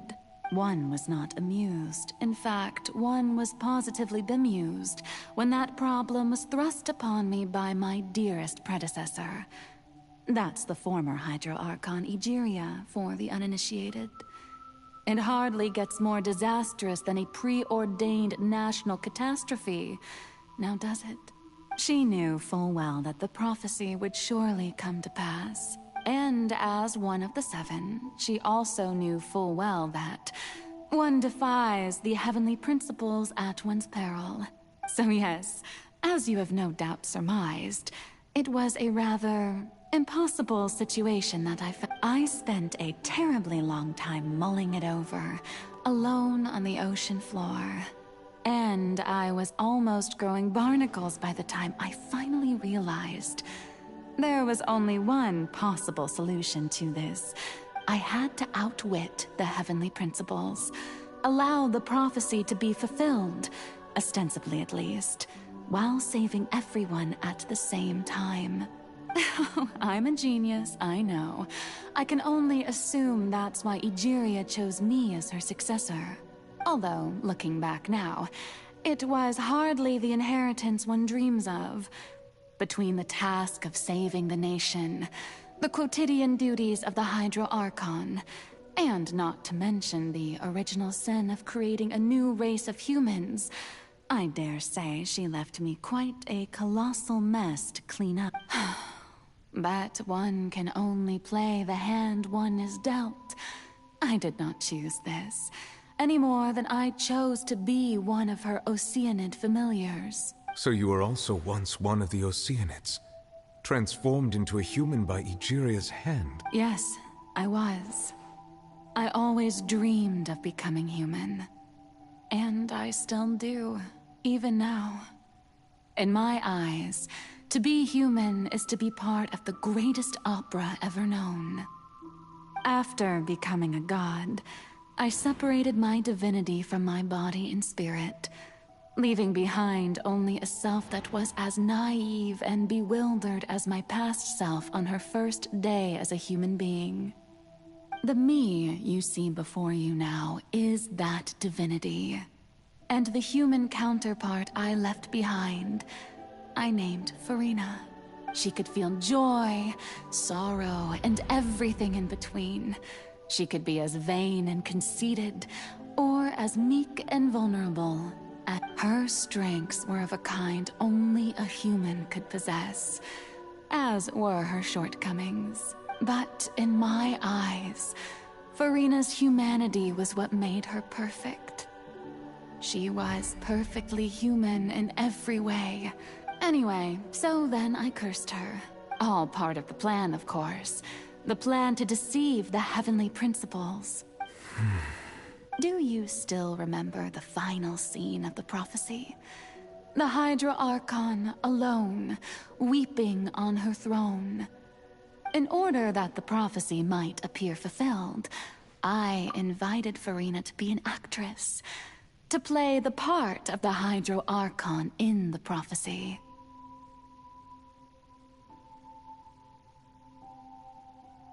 Under the curse I placed on her, so long as I, Focalor's divinity, continued to exist, she could not die. But nor was she free to live her life in the pursuit of happiness. Instead, she was forced to take the stage in the opera house, to embrace the role of leading lady, to forever play the part of the god from the prophecy. I suppose now you probably understand why your court is called the Opera Epiclese. But Farina is only human. Even though she has had a long life, her mind is no stronger than that of any other ordinary. I cannot begin to fathom what she has had to endure. It must have been torture for her. It has indeed. And although she is, in a sense, me in human form, I most definitely owe her an apology. It's been 500 years, and all along, she's been playing her part in the most unimaginably long, unbearably lonely, and agonizingly painful opera of all time.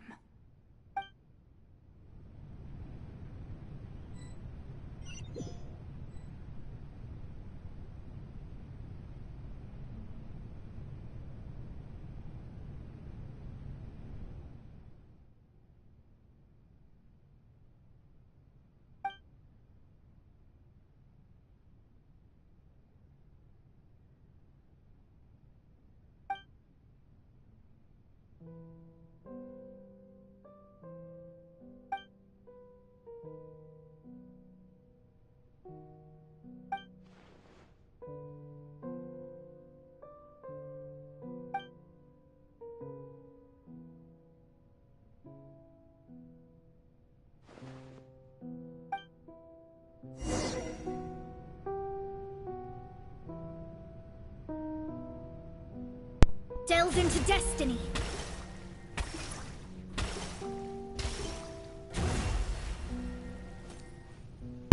Olha, gente, que loucura! Nossa, que baita revelação! Que baita revelação nessa história de Fontaine, cara. Nossa, tá ao mesmo nível da saga de Sumero. Todos nós vimos a história da Narrida e tals, agora da Furina, cara.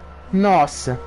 Bom, gente, eu ia querer terminar o restante da história, trazer aqui pra vocês na live, mas eu tenho o meu dever pra fazer, eu não tenho tempo, então não se preocupe que amanhã eu já vou trazer a live do restante do capítulo pra vocês. Não se preocupe, não se preocupe. Eu tenho que poder deixar o restante do capítulo da história de Fontaine em apenas um vídeo, mas como o meu site que eu uso pra fazer vídeo é limitado, só dura 60 minutos, então não tem como eu fazer de uma hora com um site, então depende de lives. Bom, galera, essa foi minha live, espero que vocês tenham gostado e se inscreve no canal, ative o sininho para ver os próximos vídeos, e deixe seu like e fica por dentro do crescimento dos jogos. E bora, galera, fui!